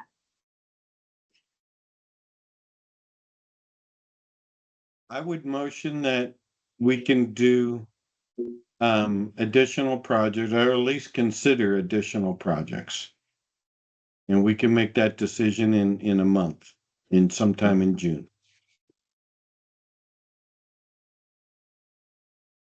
Do I have a? I'll second it. Okay. Do I have public comment on that motion? Anybody have some comment on that? Anybody online? Nope. Okay. All in favor? Aye. Aye. Looks unanimous. We got there. Madam Chair, Yes. for our next meeting, could we ask Jim and Municipal Water to maybe give us some options? Like on project costs, like you were talking, I could do well and Sure. use the existing and I could cut it down X amount, or other than the full Monty on all the water meters, give us an idea on a 2-year project, or just give us a couple options that we could consider instead of the one that's here. Yep. And we do that. Yeah, I could do that for the alluvial aquifer and or the Blacktail Creek investigation. Or what the scopes of work would look like at various prices. Would it so be fair to ask that like that $300,000 be corrected since you indicated that it's, and given that they are going to answer. As we go forward, we're going to be correcting them out. Since we made a motion to consider projects, what does that do to the 6, 7? Does it go away? No. But we will work on that number and we will refine all the contracts. Perfect. That sounds great. I would note that we would also work with you, Silver Toe, to in there to look at that 400,000 number. We don't necessarily have to wait months, I mean, let's keep on it. We're gonna lose what we figured here. All right. So do you have a recommendation for a date? 3 weeks from tonight? It's 2 weeks from tonight. 2 weeks from now. That's not fair to, we have a lot of work to do. Okay. Besides this, so let's reconvene and when everybody gets their calendars. We can do that. Right, yeah, you'll have to tell us when you can. Yeah. We will push it though, John. We will not, we understand this, but there's a lot of other things going on that we had scheduled. Madam Chair, I want to make a comment, just not, I feel a little facetious here. But I've got to take a look at what John said about Blacktail Creek Bird money. I keep hearing that there's X amount of dollars. You never, ever in any of the meetings hear exactly where the state DEQ is at on that project. Anybody really actually know what they're doing and what they've done? Because 2 years ago, you gave your presentation in April. His name was Will George. And Chief Executive gave him 4 questions. And they were never answered this day to day. And since then, I think the company that they hired has been fired, or they replaced the engineering firm. It's like, what is really going on with that project? But we just And wouldn't there be a chance that you guys could go play good in the sandbox, or everybody could play good? And that's good for the advance to give you guys some money.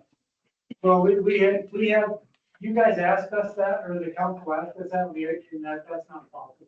Yeah. From the city. The DEQ did give the presentation on that last year, or in April. I forget exactly what Katie indicated, but, yeah, they did indicate over 50% that should be coming back. I forget the number that she talked about, but,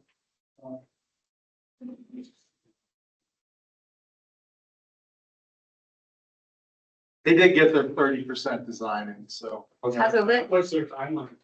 You Well, know? So I mean. do the project? Yeah.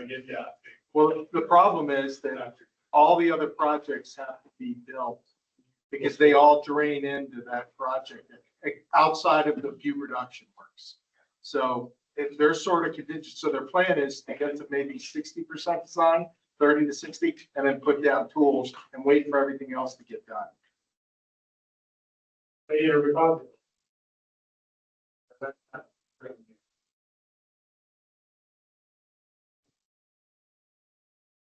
Make a motion to adjourn. Wait. That would be great. Wait, John? I just want to go on record to say that I disagree with the legal memo at the back of the packet. And this conclusion, unless we have further clarification on the conclusion of this report, that the funds can be spent outside of Butte. That wasn't the question I asked. I asked whether or not the 51% was going to back to the Upper Clark Fork River Basin Restoration Fund, segregated into the streamside tailings excess account, and therefore subject to the 2012 Upper Clark Fork River Basin Restoration Plan, which said the money has to be spent above Deer Lodge. And this does not give me any definitive answer that you agree that that's the case. So John, I would say I agree with what you just said, but at that meeting, what your assertion was, and I don't know it verbatim, I have to go back and look at the minutes, is that money coming out of Butte area, or the Blacktail Creek Butte Site Fund, all had to come back to Butte. My assertion was to consider paragraph 21 in this consent decree, which the name of the paragraph is use of the BAO surplus, or excuse me, the Blacktail Creek Confluence surplus funds, which says clearly the money shall be spent on projects that complement the remedy. I didn't ask for this analysis of what we went through with the 2019 amendments. And Butts over Bo's comments when we had the 2019 amendments was you can take the 51% back and put it in the Upper Clark Fork Fund, but it goes to the streamside tailings excess account and it is governed by expenditures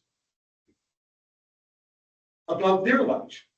And because I believe that paragraph 21 And my perspective is that our goal should be, we've got to blend the goals of paragraph 21 with the 2019 amendments. And so my perspective is Butte and the projects in Butte and Anaconda have a higher priority and should be given priority. And of course, I believe that we've got, as is demonstrated in this packet tonight, a lot of good projects in Butte that could use that money.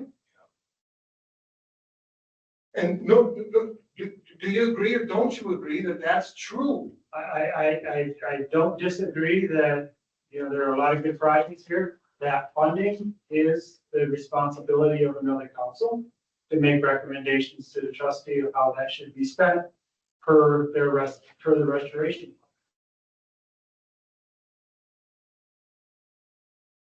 Well, and then I want it on the agenda again, but because apparently I don't have agreement that that money has to be spent above Deer Lodge. John, I agreed with you that that money has to be spent above Deer Lodge, but it's at the recommendation of the Upper Clark River Basin Advisory Council.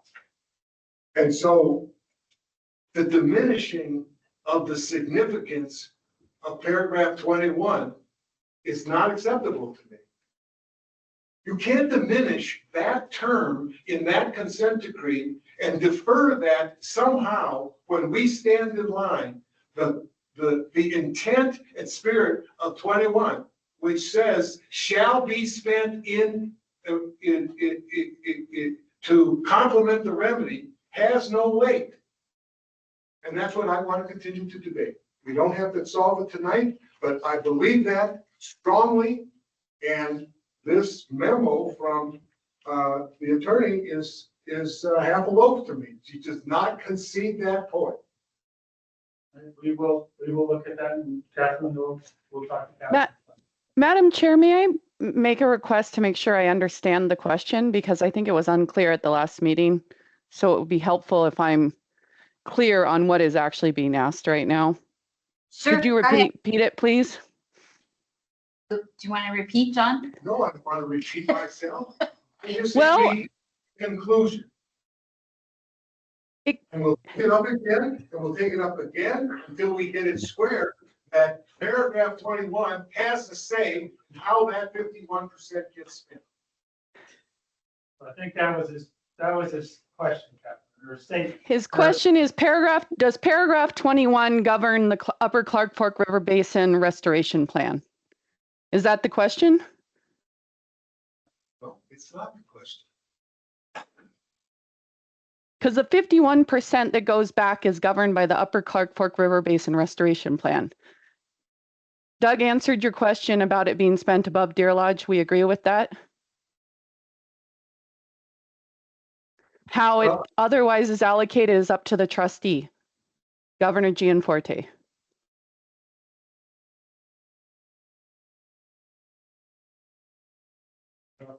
I'll say it again, you're going to continue to diminish the value and intent of paragraph 21. We're never going to agree.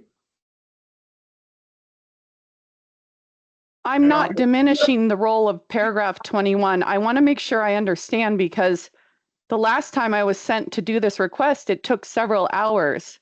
And so each time I get a follow-up request, I want to make sure I understand it.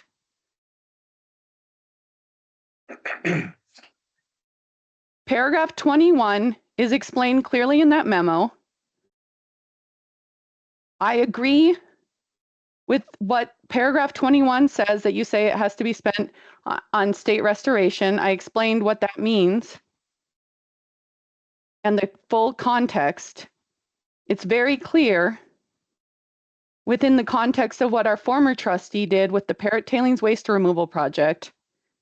It's clear how that money is to be spent. It's all a matter of perspective. We disagree. And if we have to get our own legal counsel to argue with you, we'll do that. Who's the we in that? The BNRC, the Butte Silver Bowl, and everybody else who expects in this community that a good portion of that 51% that is presumably going to be left over from the a Blacktail Creek confluence project is going to be spent in projects that complement the BIPSU remedy, as 21 clearly states. That money was already spent on a project that complements the BIPSU remedy, the Parrot Tailings Waste Removal Project.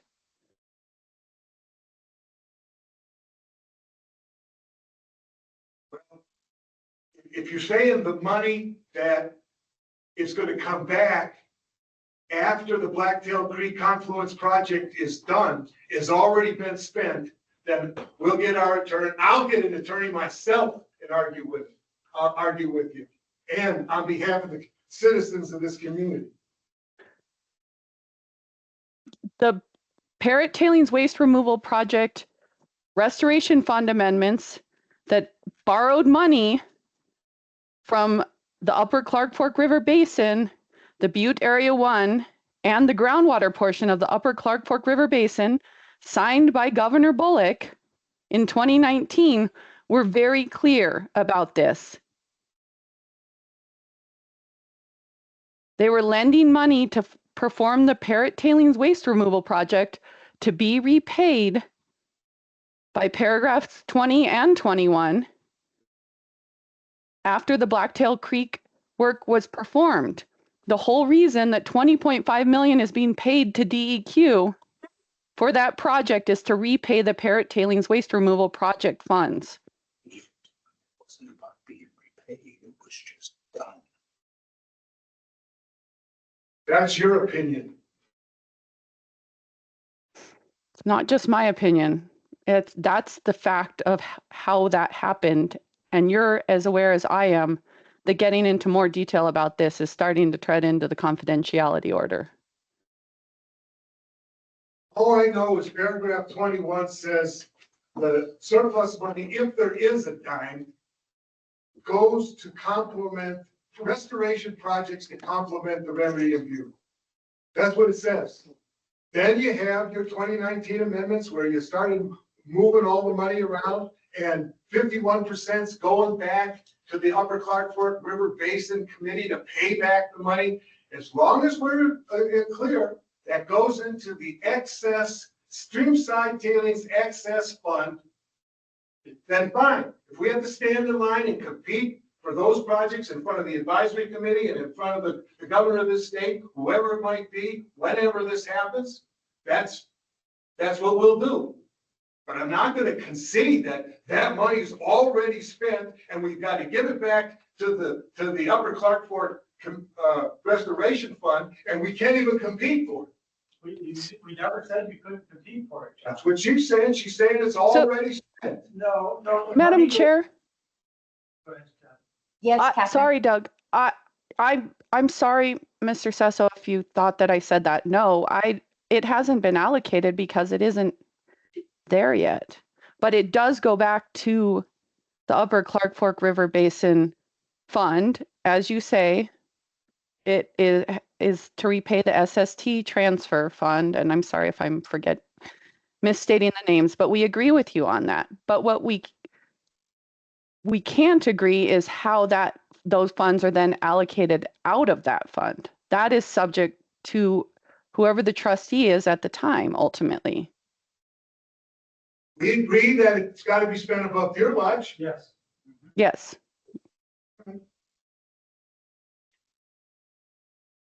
We contend that if you take both that statement, that those funds have to go back, and then if you want to just look at the comments Butte Silver Bowl submitted in 2019 in support of the 2019 amendments, we stated carefully that fine, you can put them back where they came from, but they go into the Streamside Tailings Excess Fund. If you're going to make us stand in line for projects that we believe are important to the community of Butte, fine.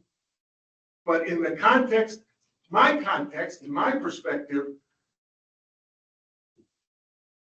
paragraph 21 has to carry weight. And that's the last, I think, Madam Chair, I want to say on this. And that's the position I believe will prevail.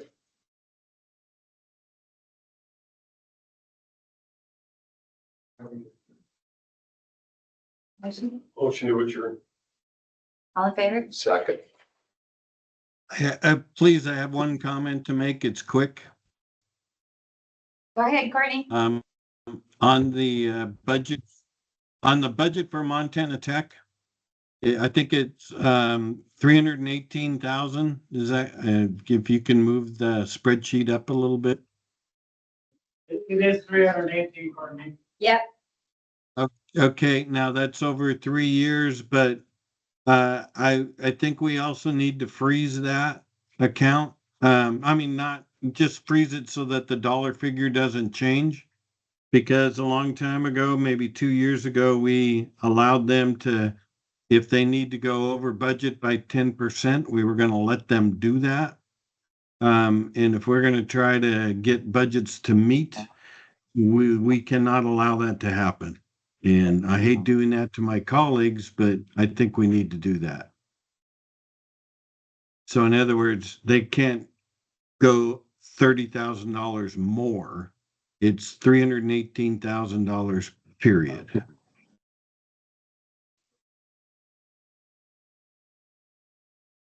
Thank you. Okay.